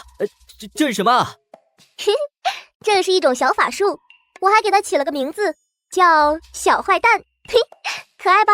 他和陈寒分开前，偷偷施了阴阳术，小纸人藏在他身上，不仅可以透过千里之外传递位置信息，还会记录跟踪之人说过的话，所以陈寒在值班室里说过什么，水灵灵都是一清二楚。可爱个屁！陈寒被揭了老底，只好答应帮忙。这时水灵灵紧张地站了起来，皱眉说道：怎么有古怪声音？陈寒却是若无其事地站在原地，脸上的表情还有点羞涩。陈寒哥哥，这是怎么回事？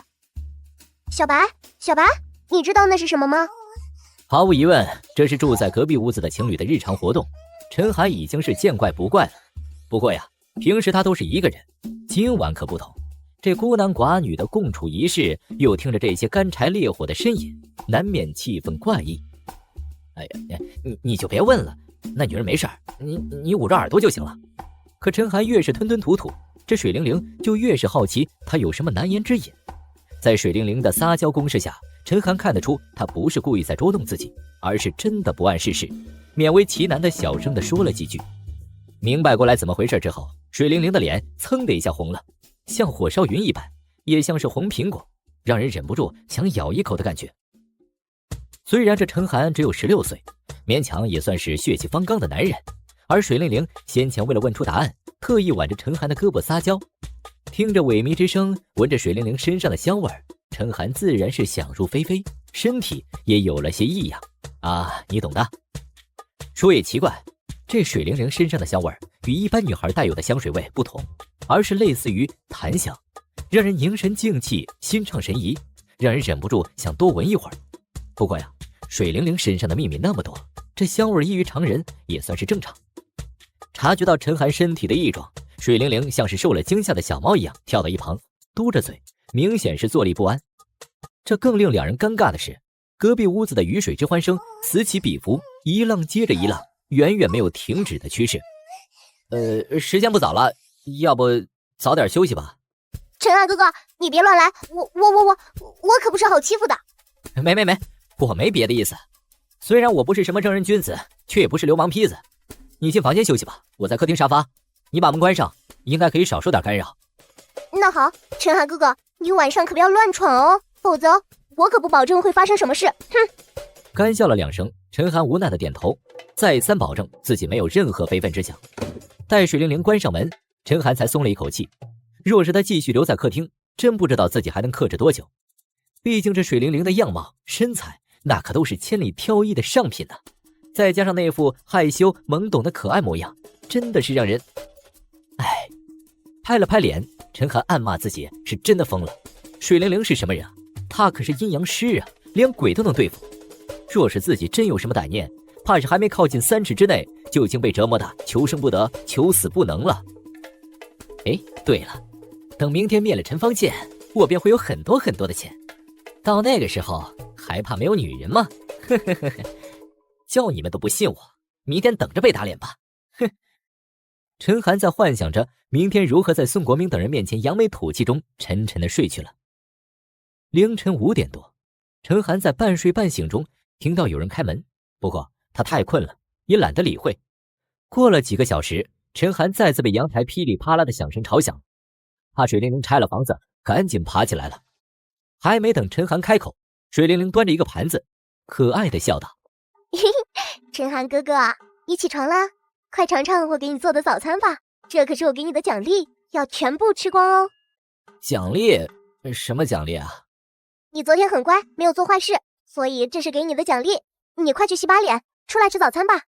刷了牙，洗了脸，陈寒回到客厅，坐在沙发上，看着盘子里的食物，不禁咽了咽口水。可他呀，可不是被食物馋的，而是指着盘子中黑乎乎的一团，陈寒试探性地问道：“这是什么呀？”火腿煎蛋呀，我今天早上特意出去买的材料，我从电视上学来的。陈寒哥哥，这是我第一次给别人做早餐，你可一定要吃完。看到水灵灵期待的眼神，陈寒也不好多说什么，再次咽了咽口水，夹起黑乎乎的一团，直接吞进嘴里，一股子焦味直冲大脑中枢，实在是难以忍受啊！你看，窗外有飞碟，味道真不错的，看来你挺有做菜的天赋的，加油！陈寒趁着水灵灵转头，嘴巴一吸一吐，舌头一卷一推，直接吐出2米外的垃圾桶，然后假装咀嚼状。真的吗？太好了，我还担心很难吃，会被陈寒哥哥嫌弃呢。当然没有了，这可是我吃过的最感动、最美味的早餐呢。太好了，那我再去给你做一份。不用了，你都忙活一早上了，而且我早餐不习惯吃太多的。看你这么乖，作为回报，我也给你做一份早餐吧。陈寒赶紧拉住水灵灵的手腕，两人脸色一红，陈寒赶紧松开手，表示只是无心之举。因为父母早亡，陈寒很小就学着做各种家务，包括做饭，厨艺自然也不差。相比吃那些油腻的早餐，他更喜欢自食其力，所以在阳台的偏角弄了个小厨房。他走近一看，灶台附近乱七八糟的，碎蛋壳到处乱飞，油也洒了一地。陈寒哥哥，我不是故意的。没事儿，我第一次做饭和你差不多。陈寒卷起袖子收拾干净，开始正儿八经的下厨，破壳、打蛋、热锅。当鸡蛋羹出锅的时候，水灵灵闻到那股香味，眼睛都直了，两只小手搓着起劲，迫不及待地抢走了陈寒手里的碗，跑到客厅去。一顿狼吞虎咽之后，水灵灵舔着粉嫩的小嘴巴，意犹未尽地说道：“陈寒哥哥，你做的早餐太好吃了，比我爸强多了。这可是我在人界吃过的最好吃的食物。”人界？陈寒哥哥，我还饿。之后，不管陈寒怎么套话，水灵灵都避而不答，他也只好作罢。吃了早餐，陈寒和水灵灵一同回到了江南城小区。来到江南城，水灵灵一转眼就消失不见了。陈寒也不管他，直接跑到了物业办公室。办公室里，一群人围在一起，似乎正在讨论着 C3 昨晚发生的事。王姐和张经理自然也在。王姐是第一个看到陈寒，指着他惊讶地说道：“陈寒，你怎么来了？你是来办理辞职的吗？”“不，我来找张经理。”“王姐，如果我有办法让 C3 栋11楼变回正常，不知道能不能得到什么报酬啊？”“什么？”众人哗然。王姐从保安室的人口中得知，陈寒从 C3 栋平安无事离开，料想着陈寒肯定是吓破了胆，肯定不愿再做下去了。谁知他说出这么一句话。张经理示意其他人先离开，让王姐关上房门。他坐在椅子上，翘着双手，装模作样地说道：“我不知道你在说什么 ，C3 栋很正常啊。”“张经理，明人不说暗话，你别以为我不知道。C3 栋楼有鬼，而且是厉鬼的。不过我有办法灭了它。C3 栋楼不会再死人，11楼的房子也可以卖出去了。你觉得怎么样啊？”“我凭什么相信你？就凭我昨晚可以安然无恙地离开 C3 栋11楼，换做别人啊，今晚怕是又有一大堆警察围进来喽。”陈寒坐在沙发上，拿起一串葡萄，悠然地吃了起来。反正现在该着急的是物业，以前的事好不容易平息，若是 C3 栋楼再出人命，怕是会有不少人搬出江南城小区。沉默了一阵，张经理让陈寒先坐一会儿，拿起手机走出办公室。10几分钟之后，张经理坐在陈寒的对面，低声地说道：“我们领导说了，如果你真能摆平此事，我们可以给你20万的酬劳，不过要签一份协议，你要是失败了，丢了性命，或者发生任何意外，与我们没有任何关系。怎么样？ 100万，少1分钱，你们就另请高明吧。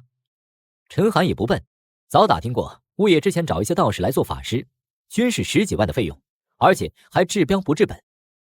若是水灵灵真的能灭了陈方倩，C3栋楼恢复宁静，这11楼的一套房子能卖出300多万呢。陈寒开价100万，确实不算过分吧。再次和领导请示后，张经理表示没问题，随后喊王姐进来，命他秘密拟了一份协议。陈寒在协议上签了字，收了20万的定金，便离开了办公室。等陈寒一走，王姐小声地问道：张经理，这小子不会是骗子吧？万一骗了定金就走，我们怎么和公司交代？老板派人找过几个道士，可他们一听说江南城的名字都拒绝了，所以老板决定让他试试。放心吧，他若是骗子，绝不会活着离开 L 市。离开办公室，陈寒到处寻找水灵灵的身影，结果是一无所获。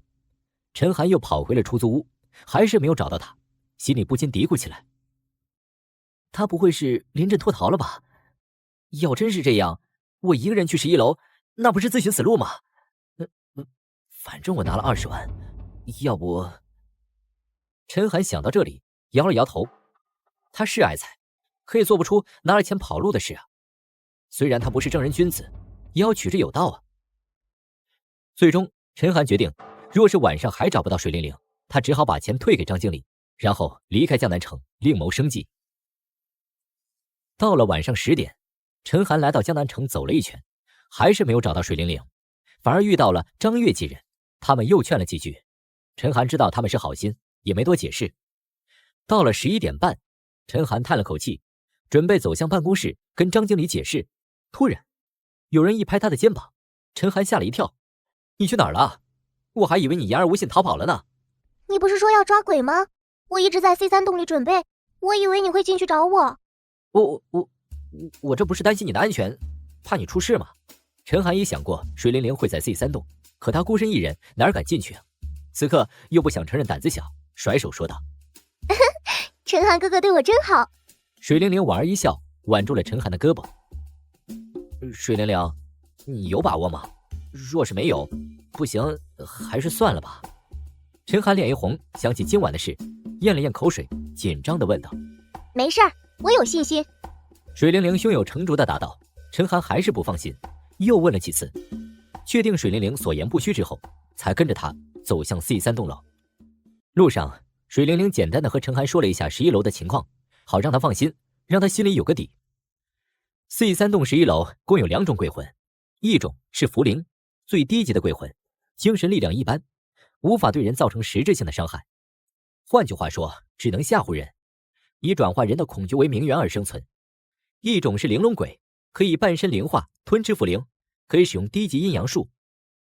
毫无疑问，黑球和陈方倩都属于玲珑鬼一类的。玲珑鬼又分为好几种，色鬼、恶鬼、索命鬼等，与他的死因有极大关系。比如生前活活饿死的，死后极有可能变成恶鬼。像陈方倩这种遭受折磨惨死，怨气极大，自然是最为凶猛的索命鬼。他们2个走到电梯门口，陈寒拉住了水灵灵，疑惑地问道：哎，我说，鬼分等级的话，阴阳师肯定也分等级吧？那是当然。水灵灵点点头。那你是几级啊？这么说吧，阴阳师分1到6品，如果成为1品阴阳师后，丹田的正中央会出现漩涡形状的气团，名为阴府。随着名媛的增多，阴府内会出现一枚斗形标记，满了3斗晋升下一品，每升1品，阴阳师的实力都会大幅提升。若是到了4品，还可以踏空而行呢。踏空而行？你是说飞吗？好吧，那他们真幸福，去哪儿都不用搭乘交通工具，直接飞着去，省了不少火车票、飞机票呢。我没有骗你，我说的是真的。好，我相信你。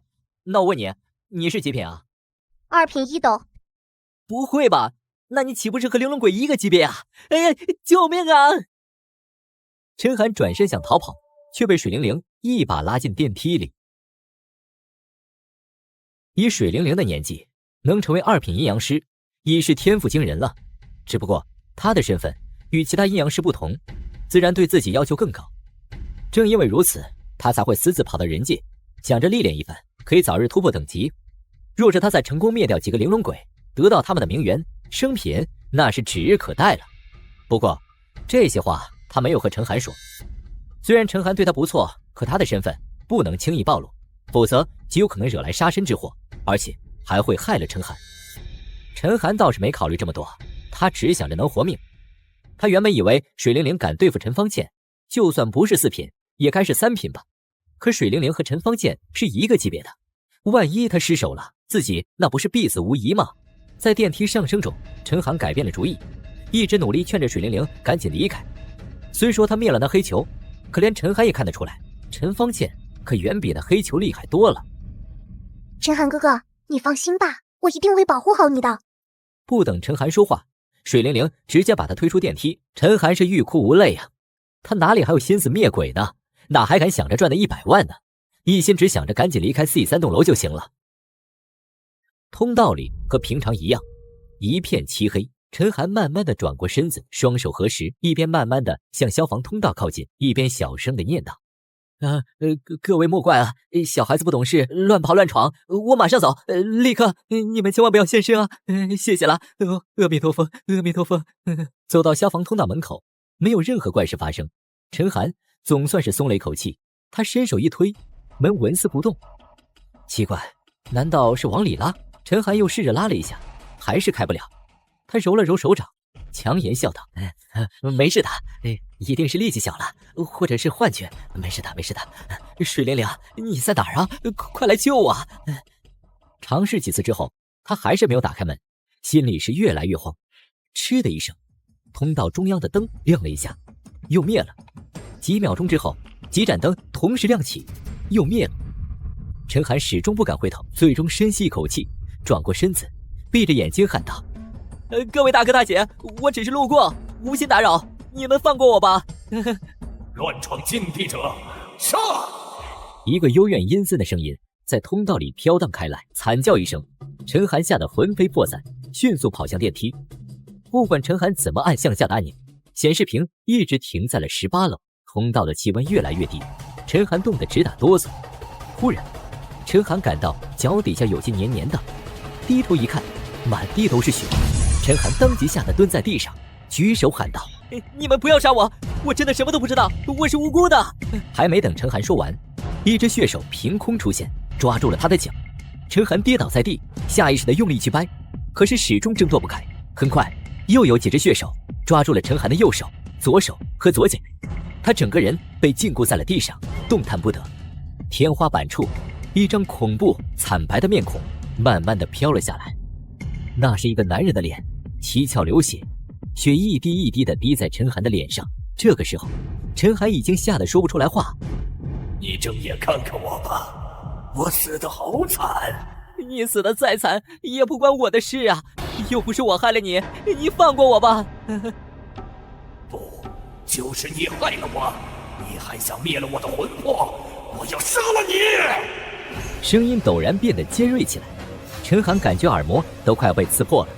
睁开眼睛，天花板浮现的男人面孔近在眼前，距离陈寒的鼻尖不过1寸。陈寒闻到对方口中传来的一阵阵恶臭，恶心感霎时的涌上喉咙。他忍住恶心，低头一看，他再也忍受不住了，哇的一声吐了出来。陈寒的心里有1万个后悔啊！为什么要财迷心窍呢？为什么要相信水灵灵？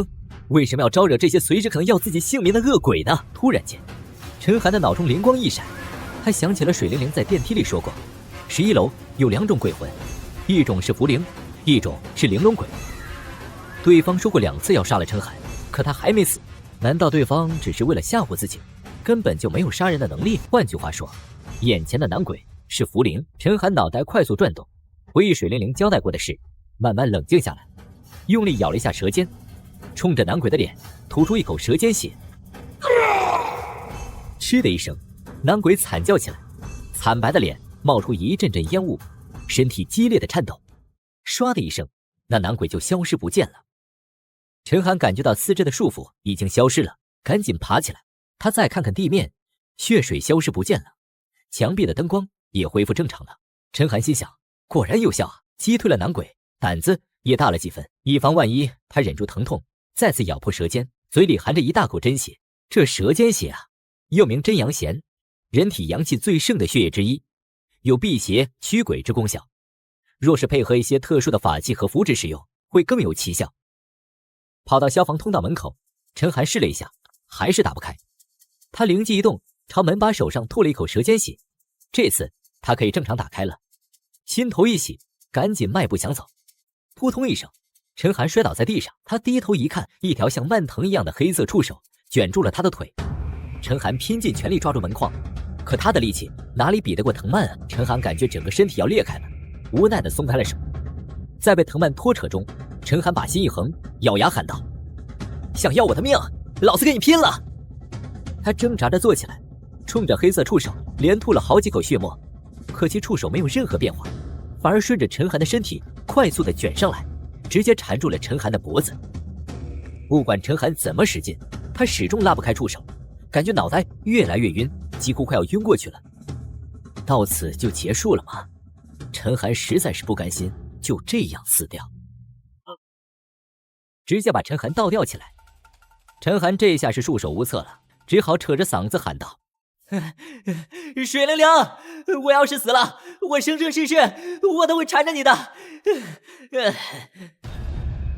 没有人听得到你说话，省省力气吧。陈寒转头一看，黑色触手的尽头走出一个曼妙的身影，确切地说是飘出来的。这女人黑色长发披肩，红唇烈焰，穿着一袭紫色裙子，除了脸色有些惨白，确实是一个绝世美女。如果没有猜错，这个女人一定是陈芳倩了。大姐，你放了我吧，我和你无冤无仇的。对了，你渴不渴啊？饿不饿啊？要不我们找个地方吃点东西再慢慢聊啊？你觉得自己很无辜吗？我确实无辜的，我只是路过而已。美女，你看起来心肠也不坏，要不先放我下来吧？我也姓陈，咱们是本家兄弟姐妹呢。啊！陈芳倩直接掐住了陈寒的脖子，厉声说道：“你想灭了我的魂魄，还有脸说自己无辜？哼！你们一个个都想让我死，一个个都自有余辜。”本来陈寒还想骗他信任，再找机会朝陈芳倩脸上吐一口血沫，没想到他突然出手，脖子几乎快要被扭断了。在陈寒快要昏倒之时，一道黄光从右侧射出，陈芳倩一掌打飞陈寒，后退2步，轻易躲过了黄光。走廊的尽头，水灵灵悠哉悠哉地走出来，拍着手掌说道：“你可不能杀了我的陈寒哥哥！”哎呀，水灵灵，你可算来了！你要是再晚来一点啊，我这条小命就保不住了。你是阴阳师吧？你应该清楚，我们实力差不多。你要是敢多管闲事，只会自寻死路。陈芳倩恶狠狠地说道：“若你不害人，我也可以放你一条生路。可惜啊，你怨气太深，杀气太重。若继续留在世上，迟早还会作恶。”我说水灵灵，你有几分把握啊？不知道，不过我有杀手锏，你放心吧。水灵灵头也不回地说道。这水灵灵的身上爆发出一股强烈的气势，陈寒还是第一次看到这样的水灵灵，顿时眼睛发直。就在这时，通道里的阴风大盛，伴随着若有若无的鬼笑声，陈芳倩怒吼一声：“你找死！”这时，陈芳倩飘在半空中，双手一挥，整层楼的温度顿时下降10几度，陈寒冻得瑟瑟发抖。水灵灵倒不受影响，反观水灵灵这边，气势上相比要弱上几分。走廊的壁灯闪了一下，陈芳倩甩手一指，黑色触手直攻水灵灵2人。黑色触手的顶端开出一朵颜色诡异的鲜艳的红花，花蕊中陡然喷射出一团黑色的液体。水灵灵提前拉着陈寒跳到一旁，躲开了黑色液体。这黑色液体溅落在地上，呲的一声冒出阵阵白烟。仔细一看，地面被腐蚀出一个大洞，若是滴在人的身上，那后果可不堪设想。目瞪口呆的陈寒赶紧抓住水灵灵的衣摆，不敢松手片刻。只见这水灵灵左手按在地上，依次掐出离、艮2种手势，2团小绿火从水灵灵的脚边冒出来，火焰中各有一个小巧玲珑的骷髅骨头。骷髅头的嘴巴动了几下，1秒过后，地底传来匪夷所思的水流声，4条又快又粗的圆形水柱从地面射向飘在空中的陈方倩。雕虫小技！陈方倩不以为然的俯首，身后倏然伸出4只触手，4只触手均由细变粗，由长变圆，变成盾牌形状，挡在他的脚下。可4条水柱没有直接撞上去，而是灵活地绕了一个弯，同时避开触手，打中了陈方倩。陈方倩顿时惨叫一声，倒飞数十米，捂住了胸口，嘴角还不断渗出血迹。哎呀，水灵灵，你可太厉害了，赶紧乘胜追击啊！陈太受伤了，要了他的命！陈寒兴奋地喊道。他转头一看，水灵灵的表情特别的凝重。哎，怎么了？陈寒疑惑地问道。有些地方不太对劲。水灵灵皱了皱眉头，面色凝重地说道。有吗？我怎么就没有看出来呀？哎呀，别浪费时间了，快出手杀了他！电视剧里反派或者正派总是死于废话太多了。虽然觉得奇怪，可水灵灵一时半会儿也说不出哪里不对劲，只好加快攻势。骷髅头嘴巴张合的速度越来越快，水柱的数量也越来越多。眨眼之间，有10几条水柱同时射向陈方倩，爆发出巨大的响声。怎么样啊？死了没有？水灵灵没有说话，一直皱着眉头。待烟雾散去，触手全部消失了，只有一具干瘪的尸体倒在洞口中，一动不动，了无生机。陈寒抓住水灵灵的肩膀，兴奋地喊道：水灵灵，你可太厉害了，我们赢了，我们为民除害了！哼，让你害人，让你还想杀了我，看我怎么收拾你！糟糕，快躲开！水灵灵着急地喊道。可惜迟了，尸体的眼眶中射出2道深邃的杀意大盛的黑芒，转瞬即逝，是要杀了陈寒。偷袭的黑芒速度之快，水灵灵根本来不及使用阴阳术，咬牙推开陈寒，主动迎向那黑芒。陈寒跌倒在地，大喊了一声不。说时迟那时快，水灵灵的后颈处白光大盛，一个熟悉的尖爪急速探出，直接挡住那黑芒。黑白相撞，爆发出巨大的能量，瞬间将陈寒震飞到几米之外。2人都没有注意到，一条黑色的触手通过墙顶爬到了陈寒的身后，藏入了他的后背。前方白光压过黑芒，光芒中探出巨爪，像昨晚对付黑球一般。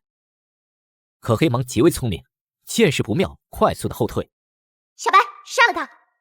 如果不是亲眼所见，陈寒怎么也不会相信眼前这一幕。先是2只前爪，紧接着头、脖子、腹部，还有2只后爪。一头雪白色的狼从水灵灵的脖子一跃而出，站在地板上，发出嗷嗷的喊叫声。若不是之前接触过，陈寒此时必然觉得水灵灵更像鬼魂。人类的身上怎么可能藏着一头狼？白狼昂起头，嗷叫一声，毫不畏惧地扑向黑芒，速度比之前更快了。黑芒也不再一味的后退，而是以攻为守，凭借体积的优势上蹿下跳，攻击白狼的后肢。白狼完全没有放在心上，反正黑芒也伤害不了他。时间一长，白狼出爪的速度越来越慢，黑芒却没有任何变化。好在他一时半会儿突破不了白狼的防线。照此下去，情况会越来越不妙。水灵灵伸手从腰间的小布袋里掏出一张符纸，转身喊道：陈寒哥哥，快帮我！行，我怎么帮你？你说。这是一次性镇邪符，等下我施法术时，你帮我守住后方，否则施术过程一旦中断，我会遭到反噬，我们2个今晚都会死在这里。水灵灵郑重其事地说道：你放心吧，我就算拼了命也会保护你的。陈寒咬牙说道，接过了符纸。要想灭掉陈方倩，依靠普通的阴阳术恐怕难以办到。好在他是2品阴阳师，虽然才1斗，也勉强可以施展那一招，不过需要较长的时间，无法做到顺法。这阴阳术啊，是以阴阳师阴府中的精神能量为引，也叫明元，能够配合明咒、法器或符纸，施展出高级的灭鬼法术。阴阳术的威力越大，需要的明元就越多，准备的时间也越长。在此过程中，若阴阳师遭到骚扰或攻击，心神错乱，极易遭到阴阳术反噬，轻则走火入魔，重则心脉剧烈，魂飞魄散。目前前方有白狼相助，水灵灵倒也不用担心。为了以防万一，他只好让陈寒守住后方。水灵灵在符纸之中注入了明元，又教陈寒使用该符纸的一些手势。陈寒哥哥，你一定要记住使用符纸的每个步骤，一旦错了，符纸的能量就会自爆，一定要小心啊！行，我明白了。陈寒私下默念了2遍，水灵灵看了陈寒一眼，也不再犹豫，单膝跪地，左手掐住剑指，右手掐住莲花手势，小声的念道：五行为赤，小象皆开，以我凡身，太玄3一，此间土地，人鬼冰封。时间仿佛静止一般，陈寒注意到水灵灵的身上散发出一股极其恐怖的冰寒气息。陈寒注意到水灵灵的身上散发出一股极其恐怖的冰寒气息。整个通道内的温度瞬间下降了10几度，仿佛置身于冰库一般。陈寒低头一看，自己的手臂冒出一阵阵白霜，赶紧甩了下。这时，水灵灵睁开双眼，眼中金光闪烁，还紧紧盯着前方的黑芒，伸出右食指在地上一点，砰的一声，地面裂开一条说大不大、说小不小的缝隙，缝隙的四周瞬间结成冰。一小块不规则形状的冰块从缝隙中升起，随着水灵灵心神一动，它快速飞向黑芒。黑芒当然也感觉到这股恐怖的气息，想逃跑，可白狼死死地缠住它，根本无法脱身。黑芒只好故技重施，像猴子一样在白狼附近窜来窜去，以此拖延时间。他没猜错，以水灵灵的明元亮施展这种级别的阴阳术已经很勉强了，根本坚持不了多久。水灵灵低喝一声，让白狼退下。白狼嚎叫了一声，心不甘情不愿地退了下来。黑芒想趁机逃走，可为时已晚。水灵灵低喝一声，嘴角渗出一丝鲜血，滴落在缝隙的附近，一转眼就消失不见了。前方的冰块似乎得到某种力量的加持，绽放耀眼的光芒。以冰块为中心的5米范围内释放出大量的寒气，浮现出一层层可见的薄冰。黑芒也爆发出前所未有的速度，想要冲出去，寒气瞬间包裹住它，变成一块白黑相间的冰块，掉落在地上。白狼兴奋地跑过去，一口吞下了冰块，然后回到水灵灵的身边，温驯地低下脑袋。原来这就是你常说的小白啊，我还以为是只小白兔呢。哎，别生气，我只是随便说说啊。小白，不许这样，陈寒哥哥是我的朋友。嗨，没事儿，我不喝醋，我不会生狼哥的气的。陈寒看到水灵灵嘴角的血迹，赶紧掏出手帕，想要扶她起来。陈寒伸手一碰，顿时疼得哇哇叫，缩回了手。即便只摸了一下，他的手指已经冻得发紫，可想而知，水灵灵为了发动刚才的阴阳术，承受了多大的痛苦。回想起自己还想利用他来赚钱，陈寒心中的内疚又重了几分。还没等他道歉，水灵灵低下头，害羞地说道：陈寒哥哥，你不用那么难过，我没事的，休息一会儿就好了。这时，白狼嚎叫了一声，吐出一颗熟悉的黑色珠子，白光一闪，身形慢慢变小，没入了水灵灵的脖颈。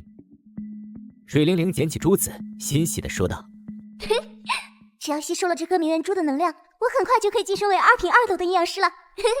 啊，那要恭喜你了。陈寒笑道，如此一来，他的内疚感也轻了一些。不过很快，陈寒就察觉到不对劲。水灵灵捏了捏珠子，脸色是越来越难看。怎么了？你没事吧？糟了，我们上当了！话音未落，之前藏在陈寒身上的黑色触手钻了出来，直接没入水灵灵的体内。水灵灵吐了一口鲜血，顿时昏倒在地，不省人事。陈寒顿时慌了，过去抱起水灵灵，又是掐人中，又是让虎口，水灵灵依旧没有醒过来。陈寒整个人都慌了，来回走了好几圈，不知道如何是好。报警吧，要是警察到来，看到坑洞里的尸体，自己该怎么解释啊？打120吧，怎么和医生解释水灵灵晕倒一事啊？实话实说，怕是立刻会被送到精神病院去吧。在陈寒六神无主的时候，他听到水灵灵传出一声娇喘。你没事吧？哎呀，吓死我了！我们赶紧离开吧。陈寒哥哥，他在我的身体里。水灵灵捂住胸口，面色很难看。什么？不会吧？对不起，我不是有意的。水灵灵无力地摔倒在地，陈寒赶紧又扶起她，揉着他的额头，内疚地说道：“我和他，你不要乱跑，小心。”水灵灵断断续续地说了几句，再次晕了过去。哎呀，我说大小姐，你要是晕之前先说清楚啊，我到底该怎么办啊？一头雾水的陈寒抓着头发，欲哭无泪道。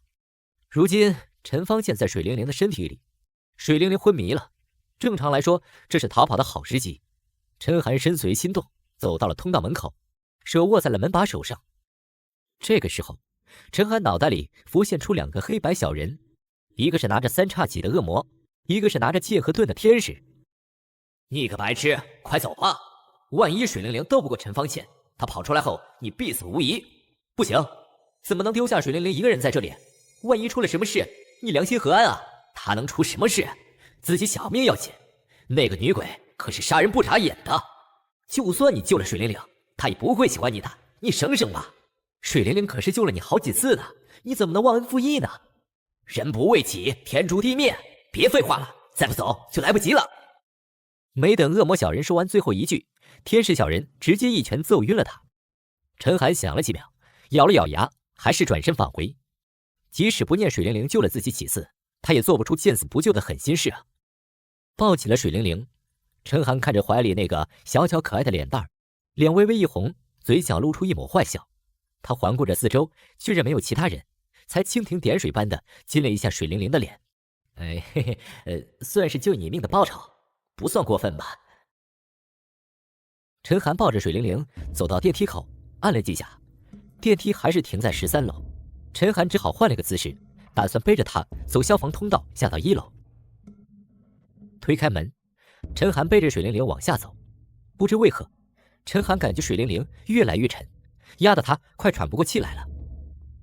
又下了一层，陈寒真的坚持不住了，双腿颤抖得很厉害，决定还是坐电梯。陈寒背着水灵灵下了5层，这层应该是6楼。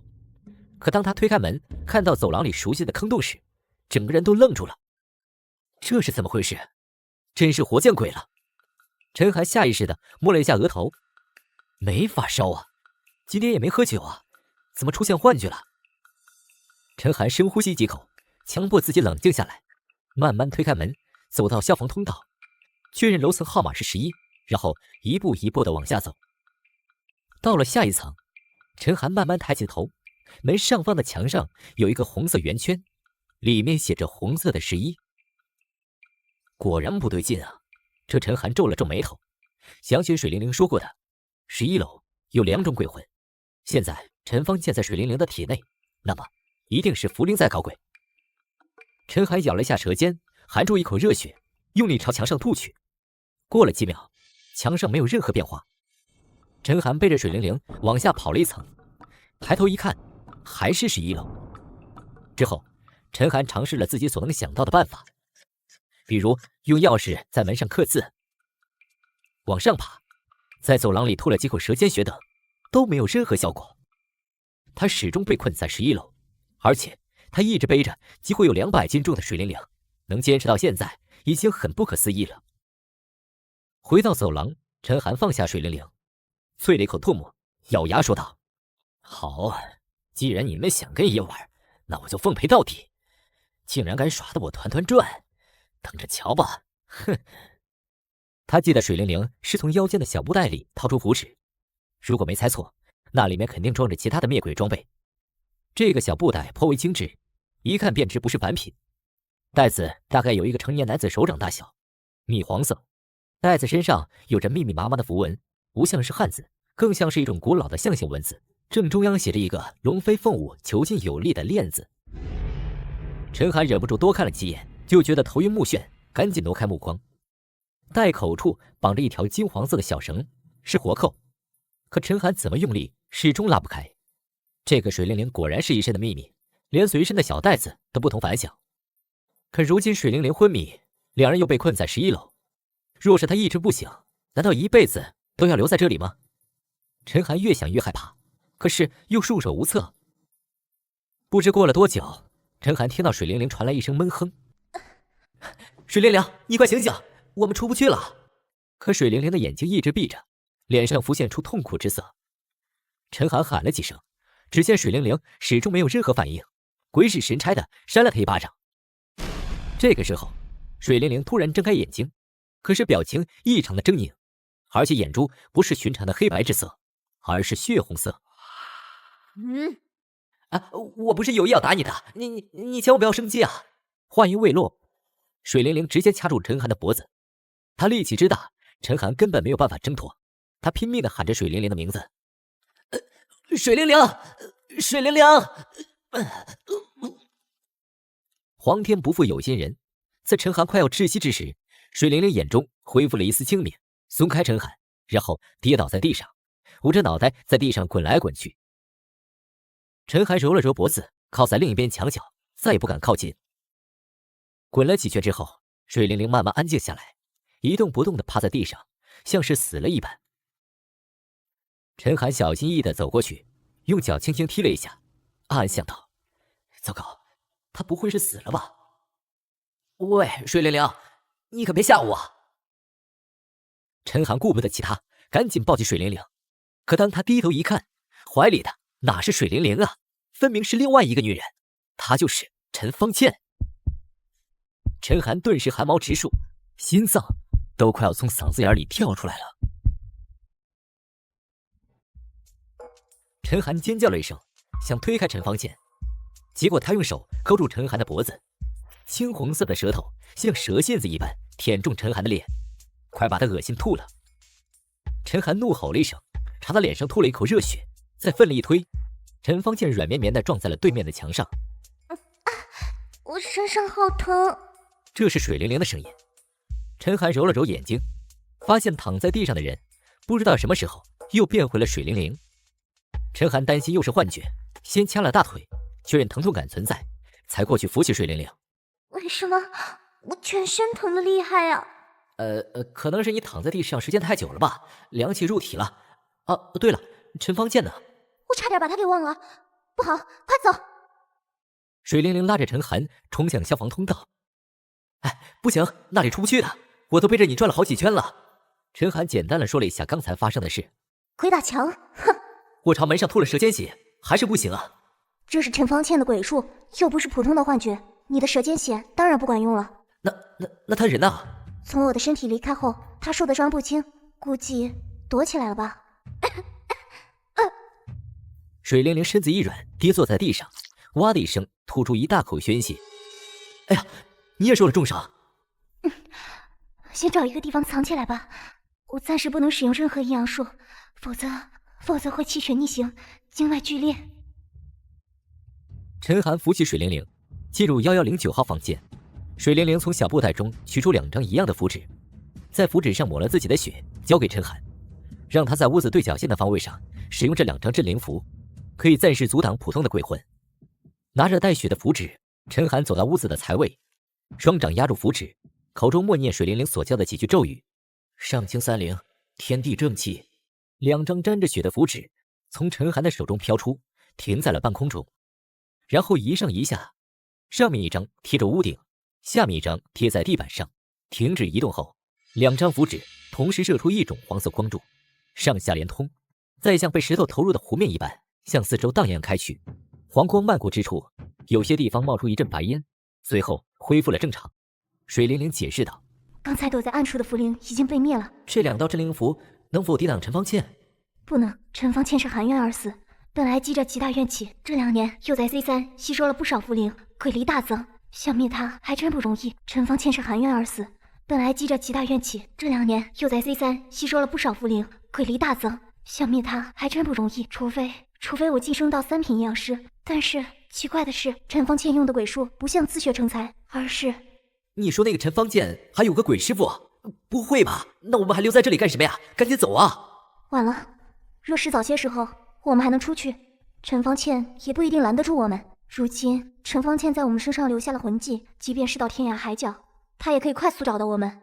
陈寒哥哥，你愿意天天过得提心吊胆吗？此时陈寒心中1万个懊恼。老话说得好啊，不听老人言，吃亏在眼前。他真就该听听宋国明等人的劝告，不来趟这浑水。如今真是骑虎难下呀！他当然也不想以后每天活在恐惧中，不知何时就被陈芳倩上了身，或者是抹了脖子。更糟糕的是，水灵灵和陈芳倩在体内争斗时，陈方倩动了一点手脚。水灵灵，我知道你一定还有办法，需要我怎么做？你说吧。我陈寒虽然怕死，可是也不想死得窝囊。陈寒也不是坐以待毙的人，即便是害怕，也只能硬着头皮上。我需要一点时间调理阴符，只要能调动明源，我有一招必能灭杀他。好，我一定尽全力保护你。水灵灵看了陈寒一眼，脸色微红，也不再多说，双腿盘坐，双手合剑指于丹田。陈寒站在他身后，警惕地看着四周。十几分钟之后，水灵灵睁开眼睛，小声地说道：“小心，他来了。”啊，你还要多久？5分钟。明白了，不管发生什么事，我一定会帮你争取这5分钟的。转眼之间，屋内阴风大盛，大部分物品全部被掀翻在地，灯光忽明忽暗，砰的一声巨响，房门被一股巨大的力量直接掰开。这个时候，陈方倩飘了进来。之前除了脸色像死人一般白，也算天仙级的美女，而如今却是披头散发，像干尸一般，从破洞处伸出一条恶心的黑色触手。哎，我说，你何必把自己弄成这副鬼样子？你照照镜子，不会想吐吗？女人天生就爱美，更何况一直以样貌姣好自傲的陈方倩，更是受不了这番侮辱和诅咒，张开双手，红色指甲疯狂生长，直刺陈寒。陈寒吓得后退几步，不过红指甲在碰到真灵符激发的黄色光柱后，全部断了。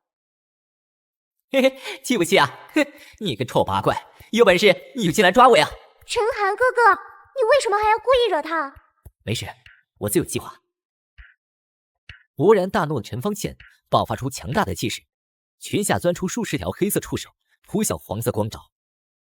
黑色触手和光罩接触，顿时化为灰烬，可黄色光柱也被一点点的消磨变少。在黑色触手的疯狂攻击下，光罩范围越缩越小，还剩下3分钟。陈寒估量了一下时间，咬牙跳出了光罩。啊，陈寒哥哥，你快回来呀！找死！哼！陈方倩快速飞来，右手持鹰爪状，直掏陈寒的心脏。千钧一发之际，陈寒突然喊了一声：“陈方倩，我喜欢你。”你喜欢我？不可能，你一定是在骗我。我是一个不干净的女人，怎么可能还会有人喜欢我？陈方倩摇了摇头，自言自语道：“哎，那又不是你的错，只要你改邪归正，还是会有很多人喜欢你的。”陈寒苦口婆心地劝着，心中有几分窃喜。若是凭着自己的3寸不烂之舌，能哄得陈方倩弃暗投明，岂不是可以在水灵灵面前挺着腰板了？好，若你真心喜欢我，那你亲我。当然没问题。陈寒一口答应。虽然陈方倩现在是鬼魂，可她生前那可是1等1的美女，亲一个美女又赚不赔。可陈寒转头一看，陈方倩的脸异常的恐怖，甚至都没有完整的五官，脸上挂着一块块不知溃烂了多久的皮肉，散发着恶臭，甚至有一只眼珠子鼓了出来，几乎要掉了一般。哼，怎么觉得恶心了？当然不是，我是太激动了，可以一吻方泽啊！陈寒强颜笑道。他慢慢挪动身子，心想着只要闭上眼睛吻上去，也没有什么大不了。可陈寒一闭眼，脑中浮现出陈方倩那溃烂恐怖的脸庞，就挥之不去，根本压抑不住那股恶心感。不行，我真的做不到，对不起，我撒谎了。男人果然没一个好东西。陈方倩勃然大怒，欲要雷霆出手杀了陈寒。说时迟，那时快，陈寒手中拿出一张符纸，正是水灵灵之前交给他的。陈寒依照水灵灵所教的，扔出符纸，左右手合掌，然后对准陈方倩所在的位置推出手掌，念道：“紫薇九宫，还我幽冥，万计本根，定。”这是一张金色符纸，背面依旧是复杂冗长的符号，正面赫然写着一个定字。在陈寒念完咒语之后，定字金光大盛，变大数倍，几乎有一个人形大小，直飞向陈方倩。看出这符纸的厉害，陈方倩也不敢硬碰，身形快速后退。可定子速度更快，直接穿过陈方倩的魂体，又飘到他的头顶，金光笼罩全身。陈方倩如同被雷劈中一般，顿了一下，身体完全僵硬，一动也不动了。哈，成功了！我成功了！水灵灵，你看到了吗？我成功了！哈哈。哼，陈寒哥哥，你真厉害，是你救了玲玲。嗨，你别取笑我了，今晚要不是你，我都不知道死多少回了，而且也是靠着你的符纸，我才能抓住他的。根本就不算自己的本事。陈寒哥哥，是你想出的办法，才能用定魂符抓住他，是你的功劳。那现在怎么办啊？只要再过2分钟，我就能行动自如了。等他恢复行动，自然有数种方法对付动不了的陈方剑。没想到陈方剑会如此难对付，想必他的明元珠肯定蕴藏着特别多的精元，吸收之后必然顺利晋升2品2斗阴阳师，也算是不虚此行吧。陈寒哥哥，你帮了我一个这么大的忙，我可以满足你一个心愿。心愿？陈寒灭杀了陈方剑，C3洞恢复平静，能得到100万的酬劳，已经算大赚一笔了。毕竟大部分是水灵灵的功劳，可是陈寒又不笨，送上门的奖励不要白不要。本来想说，不如你以身相许，仔细想，还是打消这个念头吧。暂且不说这要求太猥琐无耻，何况陈寒还清楚地记得与水灵灵初见时闹出的不愉快。虽然不知道他为什么判若两人，若是自己得寸进尺惹怒了他，到时可要吃苦头的。考虑再三，陈寒暗下决心，缓缓地说道：如果可以的话，我想你教我一点阴阳术。所谓授人以鱼，不如授人以渔。陈寒见识到水灵灵的抓鬼本事后，一直想着有朝一日也能像他一样，加之用符施术，抓鬼灭秽，成为一名让鬼魂闻风丧胆的阴阳师。到了那个时候，他岂不是要风得风，要雨得雨？怎么？这个要求是不是很过分啊？我们有规定，不能随便传给他人。况且我的身份有些特殊，怕是会害了你。听到这番话，陈寒心里有几分失落，可他也不想强人所难，也相信水灵灵不是小气的人，一定像他所说的有特殊原因才不能答应自己。陈寒从小到大一直过得很苦，好在生性豁达，乐天知命，倒也没太放在心上。对不起，陈寒哥哥，要不你再想一个？陈寒哥哥，小心！还没等陈寒说话，水灵灵瞪大眼睛，着急地喊道。话音未落，陈寒感觉到自己像被火车撞中了一般，整个人旋转360度，直接倒飞出去，砸到墙上，全身上下没有一寸不疼，而且是刺骨钻心的疼。陈寒想撑起来，手一软，再次摔在地上，口中不断地吐出鲜血。陈寒哥哥，你怎么样啊？你千万别死啊！正所谓道高一尺，魔高一丈。陈寒想着出其不意，攻其不备，陈方剑何尝不是想着套出水灵灵二人的底牌？他看到水灵灵坐在一旁不动，但不确定是不是陷阱。之前几次交手，他已看出水灵灵不是那欺世盗名的抓鬼师傅，也和一般的阴阳师不同，身上有着各种厉害的符纸和法宝，所以他必须要小心谨慎，免得阴沟里翻船。所以他假装中计，在和陈寒说话时，暗地里让黑色触手伪装成自己的模样，真身则藏在地下。待黑色触手被定魂符困住，他偷听二人谈话，确认水灵灵确实受伤无法行动，才出手。陈方剑转过身子，看着水灵灵冷笑道：他中了这招必死无疑，至于你，还是先顾好你自己吧。如果我没记错，你还差半分钟才能恢复行动，可惜你没有这个机会了。陈寒哥哥，我一定不会让你死的。水灵灵闭上眼睛，左右手五指交叉，轻念一声和。眨眼之间，水灵灵身上爆发出强大的气势，在睁开眼睛时已判若两人。虚张声势，嘿，灭！陈方剑剑指水灵灵，身后突然浮现3个骷髅头，眼眶中闪着莹莹绿光。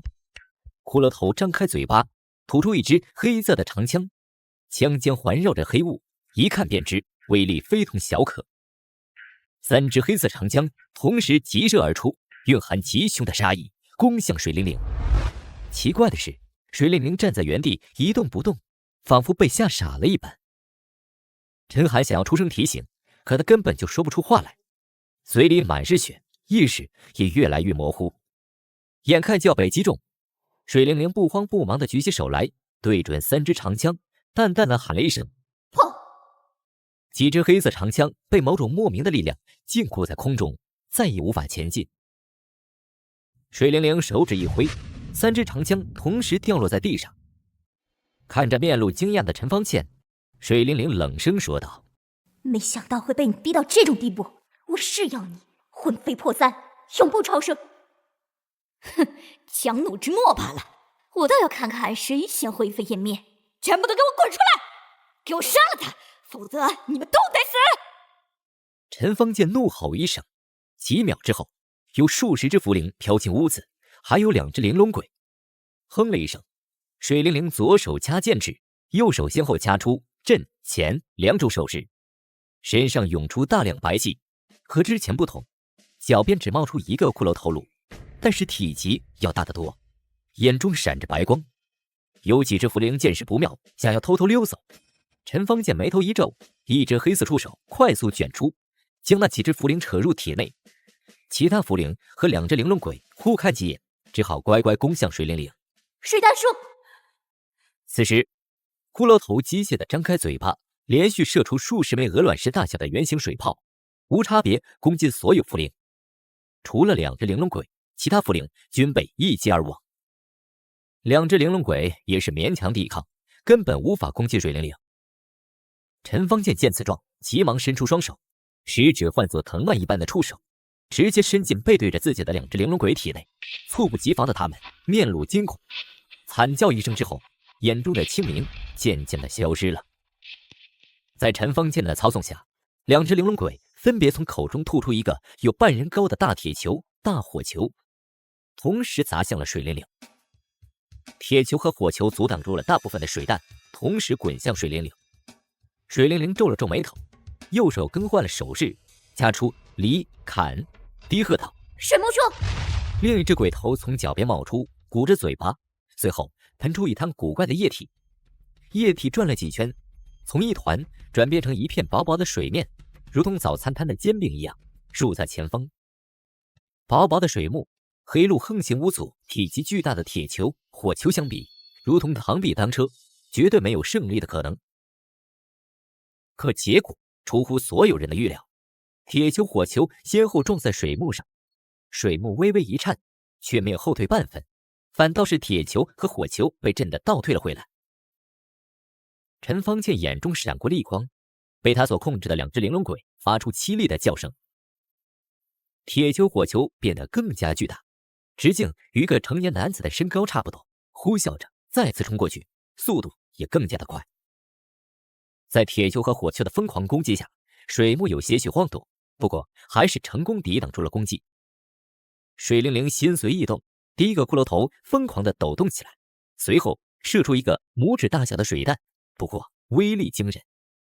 在他的撞击之下，铁球、火球根本就不堪一击，直接破碎跌落在地上。2只玲珑鬼如同被雷霆劈中一般，身体冒出阵阵白烟，最终化为了灰烬。2颗很小的黑色珠子从空中掉落，陈方剑想出手抢夺，水弹急射而出，他只能无奈放弃。收下2颗珠子，水灵灵看着飘在空中的陈方剑，伸手一挥，2只骷髅头没入地底，水弹也消失不见了。哼，别玩这些无聊的试探了，浪费时间。水灵灵冷声说道：“一招定胜负吧。”好，我倒要看看你有多大本事。陈方剑举高右手，以他为中心，吸引黑雾源源不断的涌来，逐渐包裹住了全身。水灵灵的面色变得凝重起来，他从随身的小布袋中一次性拿出5颗黑色珠子，右手先后掐出巽、兑、艮3种手势。从脚边出来的也不再是骷髅头，而是一具完整的白色骷髅。骷髅晃动几下手脚，诡异的保持身体向前，脑袋却转了180度，死死地盯着水灵灵。水灵灵生出那5颗黑色珠子，骷髅一口吞下，露出满足的表情。与此同时，陈方剑吸收所有黑雾，变成2米高、半人半尸的怪物，这便是他的最终鬼态。陈方剑踏前一步，双手合十，从虚空中掏出一把长约3尺6寸的剑，剑身黑色环绕，从高空劈落，带有毁天灭地的气势。白色骷髅喷出一团鼻息，骨头逐渐变大，竟和陈方剑的身材相差无几。水灵灵单膝跪地，左手掐住剑指，右手掐出莲花手势。五行未迟，小象解开，有翻身，太玄3一，紫剑土地，神鬼冰封。这正是水灵灵之前使用过的阴阳术冰封百里，不过威力却是天差地别。白色骷髅双手合十，喷出一口寒气，寒气所向披靡，所到之处均凝结出1寸厚的冰层。寒气由虚转实，竟化为一只巨大的龙头，栩栩如生，龙须飞舞。冰龙头发出巨大的吼声，张嘴射出一条只有1寸长短的冰锥。转眼之间，雪白冰锥与黑色长剑撞在一起，爆发出巨大的响声，地板墙面全部被掀飞，尘雾飞扬。陈方剑脸上第一次露出难看之色，水灵灵则是闷哼一声，吐出了一大口鲜血。你输了！陈方剑得意的大笑，爆发出更为恐怖强大的气息。黑色长剑如同破竹一般，直刺入冰龙头。白色骷髅身体一震，摇摇欲坠。晕倒又被震醒的陈寒看到水灵灵跪坐在地上，面色惨白，可他的身体根本就动不了，也说不了话，只能眼睁睁地看着陈方剑穿过冰龙，一剑刺向水灵灵的心脏。对不起，水灵灵，都是我害了你。若是有来世，我一定会还给你。陈寒眼前一黑，脑袋无力地砸在地上，奄奄一息。在陈寒闭上眼之时，陈方剑的剑也正好刺穿水灵灵的胸口。水灵灵哇的一声吐出一大口鲜血。陈方剑得意地笑道：“这可是你自寻死路，怪不得我。哼，你笑什么？死到临头还……终于把你给骗过来了。”水灵灵伸出双手抓住黑气铁剑，白色骷髅也爆发出强大的气势，以迅雷不及掩耳之势抱住了陈方剑。不管这陈方剑怎么挣扎，始终无法挣脱。省省力气吧。陈方剑低头一看，地上贴着10张镇灵符，若是1、2张，凭他的修为倒也能挣脱。10张可不是简单的数量叠加，而是量变引起质变，所蕴含的法力足以压制陈方剑使不出任何鬼术，如同砧板上的肉鱼。你不要杀我！你不能杀我！我可以答应你任何事情。你应该知道，你骗不了阴阳师。我能看穿你心里所有的想法。你……水灵灵擦掉嘴角的血，缓缓伸出一根手指，点向陈方剑的额头。陈方剑露出恐惧之色。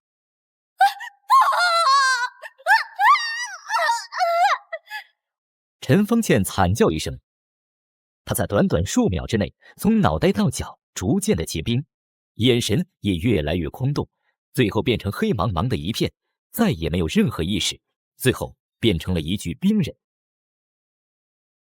冰龙一口吞下了陈方剑，咕噜几声之后，吐出了一颗黑色的珠子，正是水灵灵期盼已久的明元珠，比一般的玲珑鬼要大上2倍左右，可想而知其中蕴含着多么恐怖的能量。冰龙和白色骷髅慢慢的没入地底，水灵灵走过去，捡起黑色珠子，却紧皱着眉头，没有丝毫的喜悦之色。你疯了吧？若是吸收了这颗明元珠的能量，一定能恢复如初。你竟然想着给别人用，知道吗？不行，我一定要救陈寒哥哥，我不能眼睁睁看着他死。他和你无亲无故，你没义务救他。不是我，你已经死了，你没资格再和我谈条件。若是此时有其他人在场，必然会被眼前的一幕吓得落滚而逃。水灵灵像个疯女人一般，一边手舞足蹈，一边自言自语：“反正不行，我绝不同意你这么做。”哼，既然你这么在意他，我现在就杀了他。水灵灵拖着身子，一瘸一拐地走向不省人事的陈寒，眼中满是冲天杀意。不知道过了多久，陈寒悠悠地睁开眼睛，眼前黑乎乎的。啊，这里就是传说中的地狱吗？不知道等会儿能不能看到牛头和马面啊？换做2天以前，这陈寒是一定不会相信这世界上有鬼，什么牛头马面啊，黑白无常啊，不过是小说虚构的鬼怪。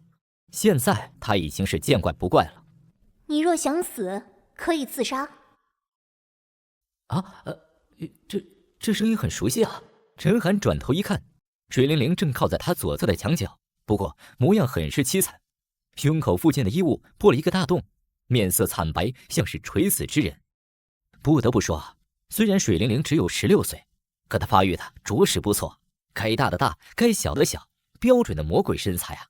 配上没有一丝血色的面孔，更有一副病态的美感，让人忍不住有犯罪的冲动。你再看一眼，我立刻挖掉你的眼睛！水灵灵，你没事吧？你干什么？谁允许你拉我的手？我的伤口疼死了！水灵灵如同受惊的兔子，脸色大变，想要抽回手，可她的动作幅度过大，扯到了伤口，顿时疼的是龇牙咧嘴。这个时候，陈寒终于是注意到了自己的身体，之前挨了陈方倩一击，腹脏破裂，濒临死亡，如今不仅好好的活着，而且除了几处皮外伤之外，竟无大碍，不由得大叹神奇。他也不傻，当然知道是谁救了自己。哎呀，谢谢你啊，水灵灵，我真不知道该说些什么了。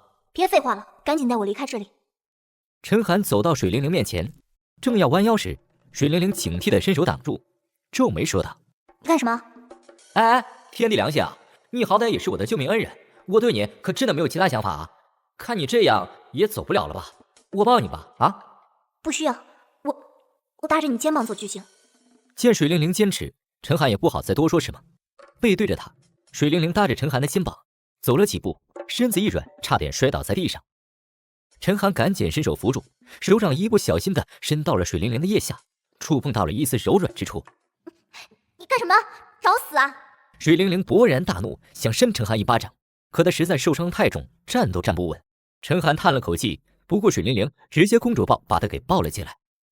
陈寒，你赶紧放我下来，不然我杀了你！行，等你伤好了，尽管杀了我吧。哼。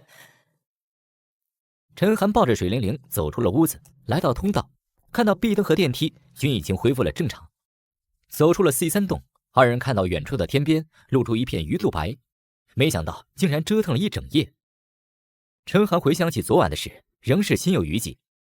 虽然他不知道水灵灵最后用了什么手段反败为胜，不过也猜得出定然是险象环生，命悬一线啊。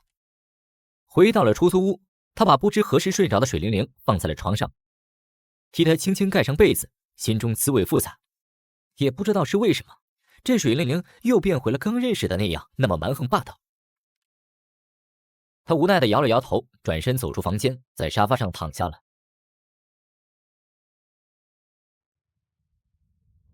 睡了一会儿，陈寒睁开眼睛时，看到这水灵灵正坐在自己对面，死死地盯着自己。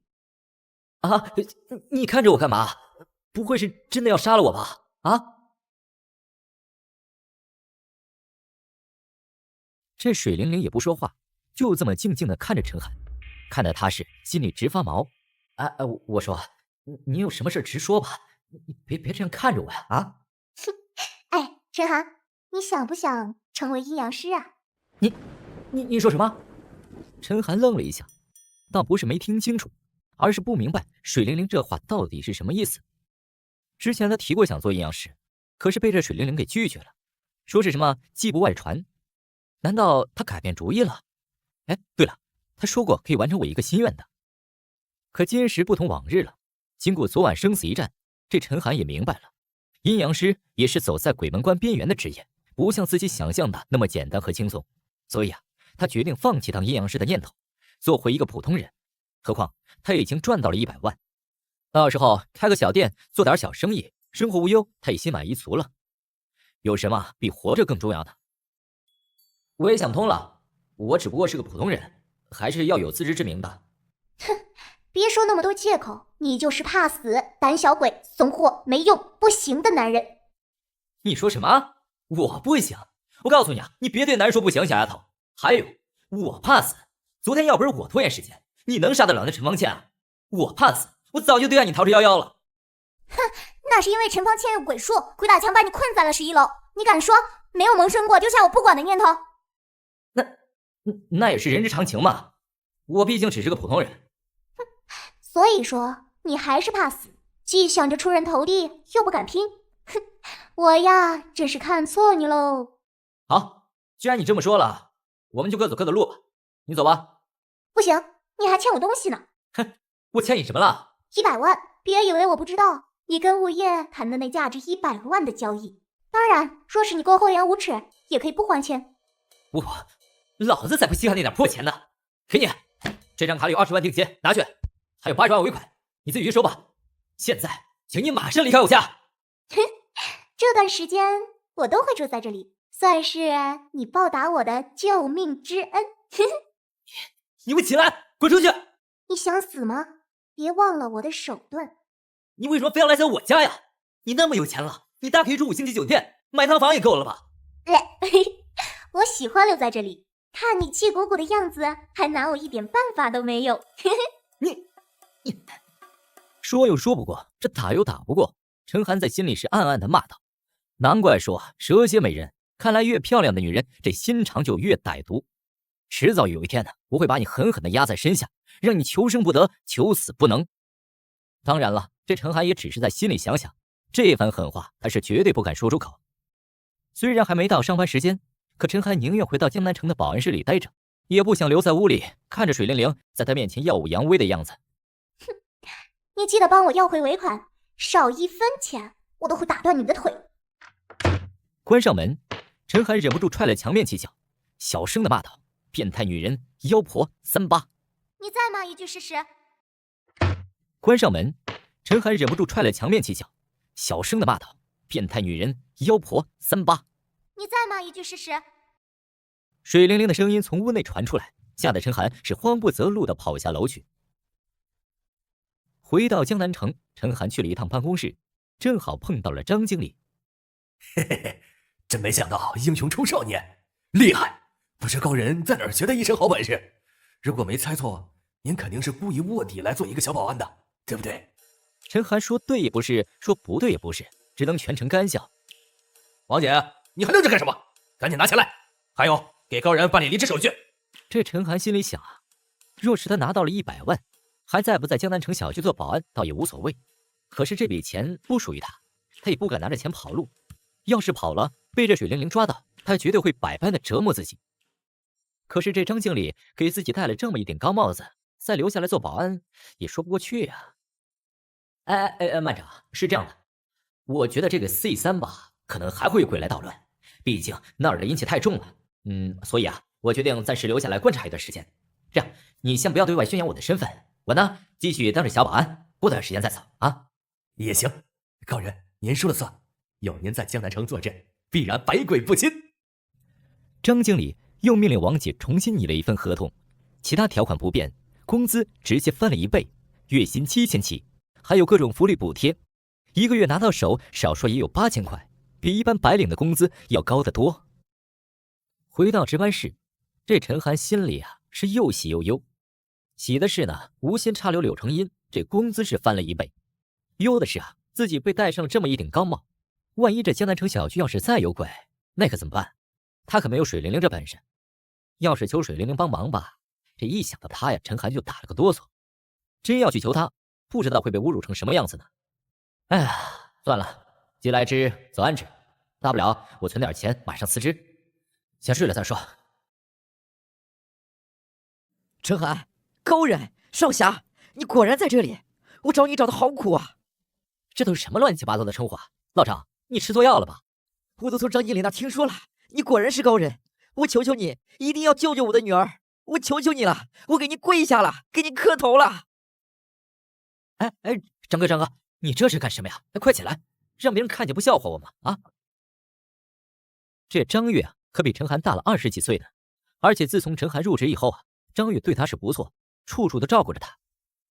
听完这张月的话，陈寒是一拍额头，苦笑了一声，暗想道：这还真是屋漏偏逢连夜雨，怕什么就来什么。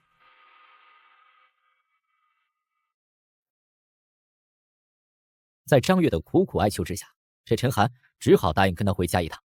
一路上，陈寒是再三和张月解释，只是去看看，不保证一定能救出他女儿。可是张月哪里听得进去啊？以为陈寒只是在谦虚罢了。C3都那么猛的厉鬼都能解决了，还救不了自己女儿？这张月也不是本地人，也没有买房子，和陈寒一样，在青海大学附近的城中村租了间房子。你女儿是大学生啊？大学生而已，有什么稀奇的？文凭又代表不了什么，像您这样才是真正厉害的本事人呐。张月知道陈寒小的时候辍学，初中毕业，学历不高，怕这陈寒心里不舒服，故意这么说的。可是女儿有出息，做父母的怎么能藏得下这份骄傲呢？哎呀，我女儿呢，长得又漂亮，也孝顺，知道我们辛苦，从来不乱花钱，每天晚上都会准时10点前到家里。哎呀，可是最近呢，也不知道是怎么回事，她就变得很古怪，经常把自己反锁在家里，也不去上课。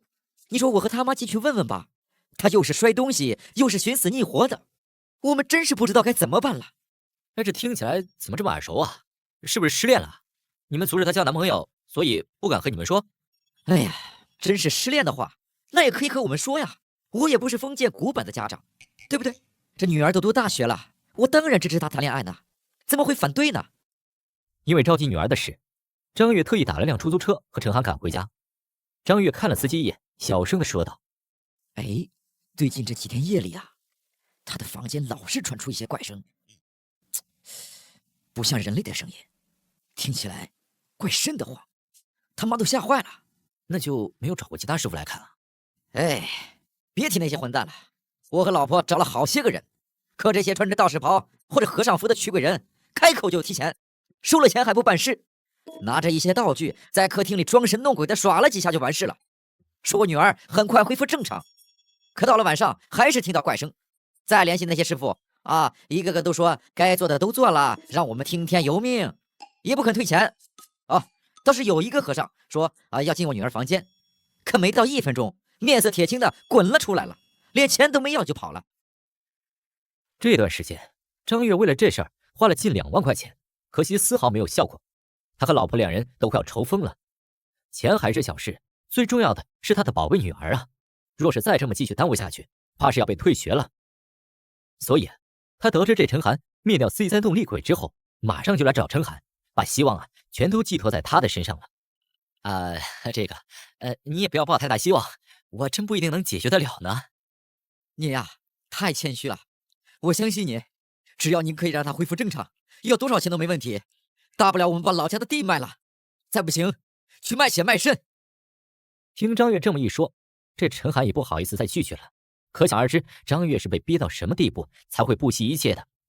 若是他现在拒绝，张月最后一点希望破灭，不知道会做出什么傻事呢。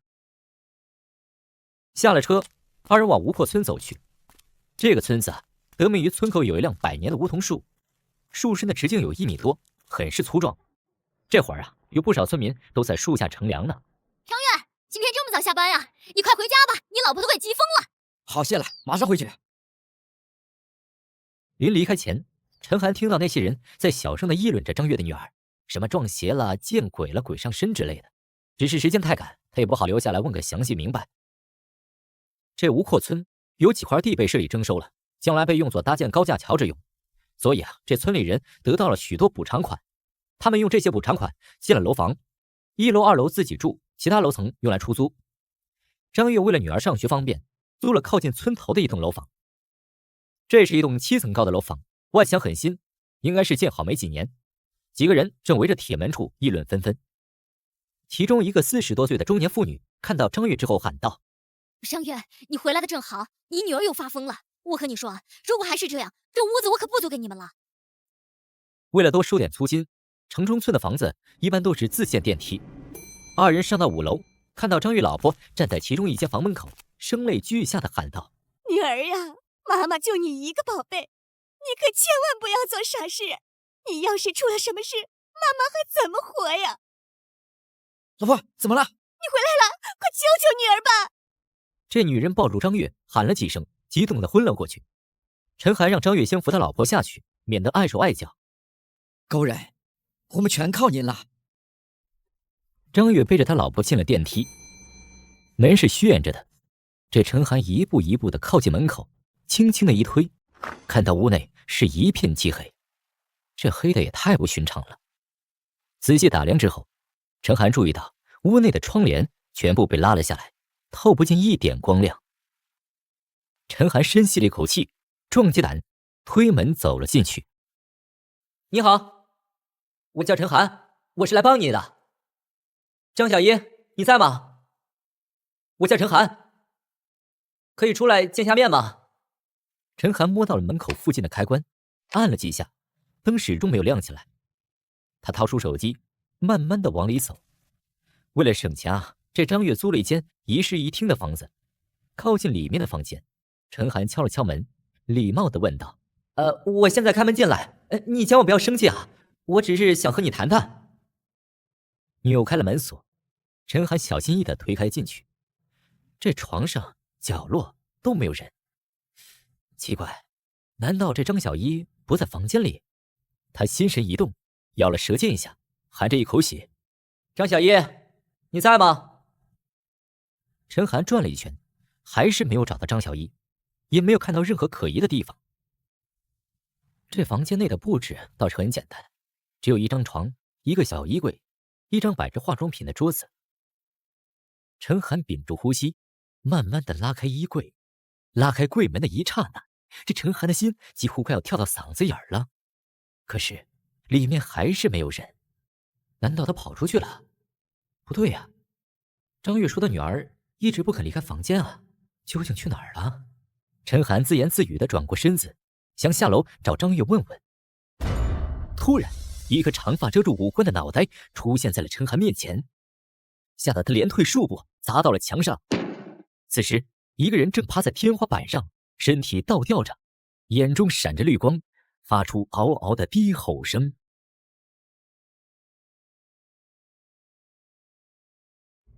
他咽了咽口水，故作镇定地说道：“是小一吗？我是你爸的朋友，我没有恶意的，你放轻松一点。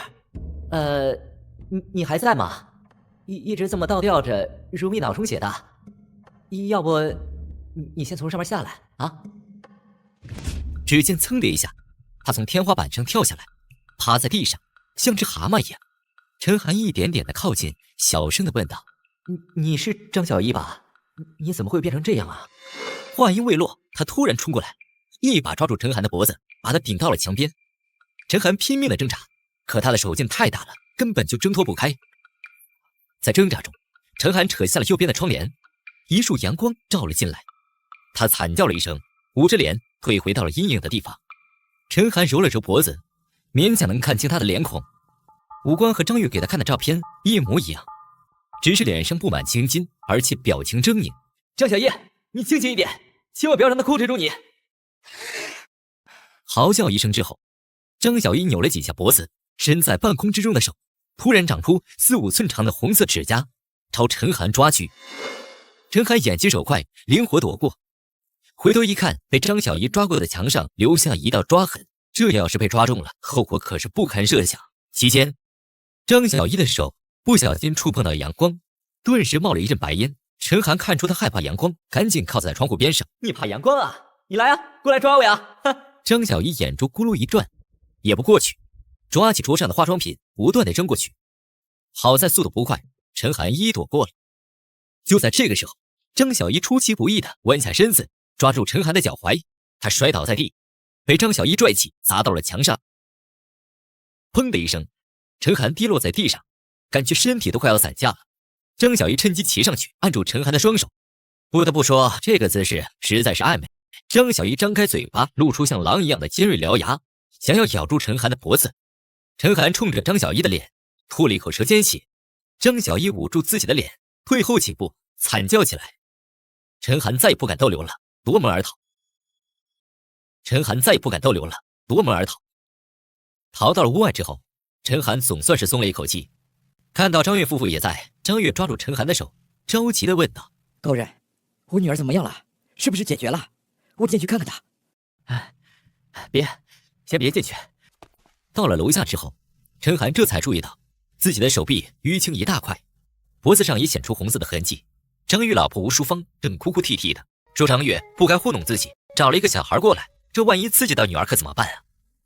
你可别小看高人，他是我同事，可是灭了小区里我和你提过的那个厉鬼的。都什么时候了，你还胡说八道？他年纪比女儿还小，能懂什么抓鬼的本事？真有那本事，还去小区当保安？张月，你就是不舍得花钱请搜虐大师，要是女儿出了什么事，我也不活了。哎呀，你说的是什么话呀？我那是心疼钱吗？我们请了多少师傅，成功过吗？我是不想再浪费钱了。高人要是没本事，能从屋子里平安无恙的出来啊？高人，您别见怪，我女人呐见识少，不知道你的本事，说话多有得罪了呀。哎，没事没事，但是你们家这种情况，我确实是应付不了。为了你女儿着想，你还是尽早另请高明吧。啊，高人，我求求你救救我女儿吧！你提什么条件都可以，我只有这么多的钱，不够的话，我明天立刻去卖掉老家的地和房子。陈寒看到张月硬塞过来的存折上只有几万块钱，真不知道该说什么。他赶紧扶起张月，正想解释自己不是不帮，而是真的无能为力。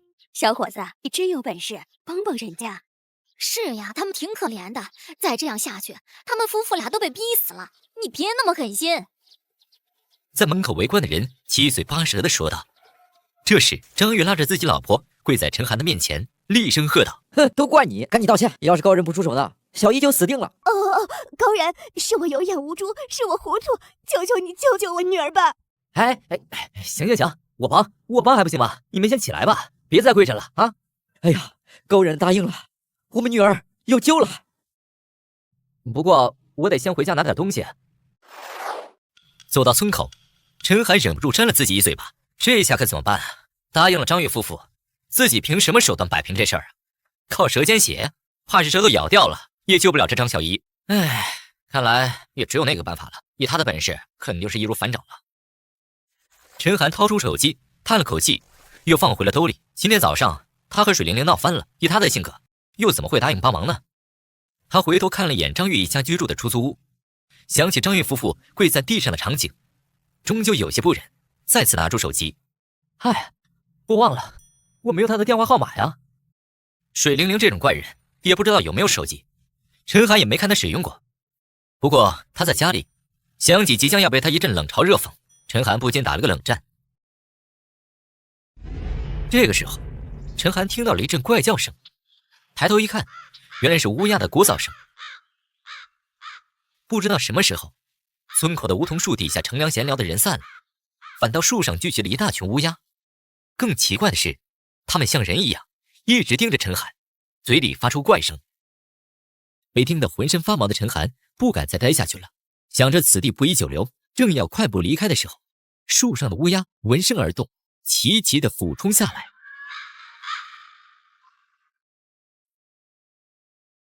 躲闪不及的陈寒被一大群乌鸦包围着，上下被啄了好几个伤口。陈寒脱下外套，又甩又扔，挣脱后冲到路边，钻进一辆出租车里。师傅，快开车，快！开出一段距离后，司机回头看了陈寒一眼，用耐人寻味的语气问道：“哟，小伙子，你可得当心点儿，最近可能要倒霉哟。”哎，你怎么说话呢？我好得很呢。良药苦口利于病，忠言逆耳利于行。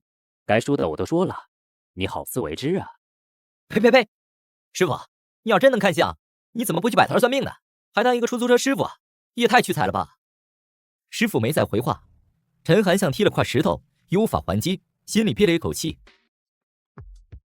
回到出租屋，陈寒站在门口，手举起又放下，放下又举起。上天作证，若是能想到其他办法，他是绝对不愿意回来哀求水灵灵的。这早上才和他吵了一架，下午就回来求他，总觉得脸上又烫又疼的。唉，算了，男子汉能屈能伸，我是可怜张玉一家，这不算丢脸。陈寒插入钥匙开了门，还没有迈步，就听到水灵灵的警告：“先别进来。”水灵灵坐在客厅的沙发上，上身套着一条卡通 T 恤，下身穿着一条小短裤，露出两条又细又白的长腿，看得陈寒是直咽口水。水灵灵瞪了一眼，拿起一条毯子盖在大腿上，恶狠狠地说道：“是不是不想要眼珠子了？想做瞎子说一声，我可以帮你。”我又不是故意看的。再说了，这是我家呀。等一下，没事了。这张不记名的储蓄卡里有80万，密码是6个8。哦了一声之后，水灵灵让陈寒把卡放在桌子上，继续嗑着瓜子，看着电视。这整天在家里也挺无聊的吧？对吧？不会啊，我觉得挺舒服的。之后，陈寒又找了一些话题，比如水灵灵在 L 市还有没有其他朋友啊？有没有想去的地方？水灵灵难得耐心的应了几句。不过眼睛一直盯着电视，也不知道说的是真的是假的。水灵灵，你先别看电视了，我有些事想和你商量一下。电视里正播放着一段韩剧，男女主角正哭得死去活来，水灵灵看得很入神，眼睛水汪汪的，似乎很受感动。陈寒心里暗暗想到，没想到这平日蛮横不讲理的水灵灵也会如此迷恋韩剧，像个小女生一般。随着剧情的推进，水灵灵彻底的沉浸在电视里，压根就不理会陈寒。这无奈之下，陈寒一屁股坐在桌子上，挡在了水灵灵和电视的中间。你干什么？快走开！可以，不过你要答应我一件事，只要你答应了，我马上让开。哼，原来有事求我呀，尽管说说看。陈寒详细说了张宇一家的近况和张小艺的异常，还特意说了他们有多惨。可是这水灵灵的表情由始至终也没有任何变化，全程面无表情，弄得陈寒很是尴尬。我说，你可以帮帮他们吗？这俗话说救人一命胜作七级浮屠呢，啊，行不行啊？哼，不可以，不想，不愿意。为什么呀？他们那么可怜，你又有能力，难道韩剧比一条人命还重要啊？我为什么要帮你？不是帮我，是帮张月。我为什么要帮张月？我和他非亲非故的。再说了，他是你的朋友，又不是我的。哎，等一下，其实我也可以帮他们，我也不是那么绝情冷血的人。啊？那这么说，你是答应了？慢着，我话还没说完呢。哎，可惜呀，他们是你的朋友，所以我不愿意帮。哎呀，是你害了他们。你，好，你既然不肯出手，那教我总可以了吧？不好意思，机会只有一次，后悔了吧？难受了吧？哎呀，我怎么这么开心呢？你什么意思啊，水灵灵？你别太过分了。我过分了？也不知道是谁早上说，我陈寒说到做到，不管发生任何事，绝不会求你。大丈夫一言既出，驷马难追。你一句话，帮还是不帮？哼，想打我呀？你尽管动手呀，让大家都知道陈寒好厉害，一个大男人不仅出尔反尔，还会动手打女人。回来之前，这陈寒也预料到水灵灵会如何冷嘲热讽，可是没想到他会这么过分，完全不见一点情面。当陈寒扬起手，水灵灵也故意扬起脸，嘴角还露出一丝冷笑，明显是认定陈寒不敢动手。最后，陈寒走到阳台上，拿起锅铲子摔在地上，又在墙上揍了几拳，疼的是呲牙咧嘴。哼，被这水灵灵激到这个份上，也不敢扇他一巴掌。哼，发泄完了，陈寒，你再多求我几次，说不定我一时心软会答应你。你做梦！你是恶毒的女人，你迟早会有报应的。你说什么？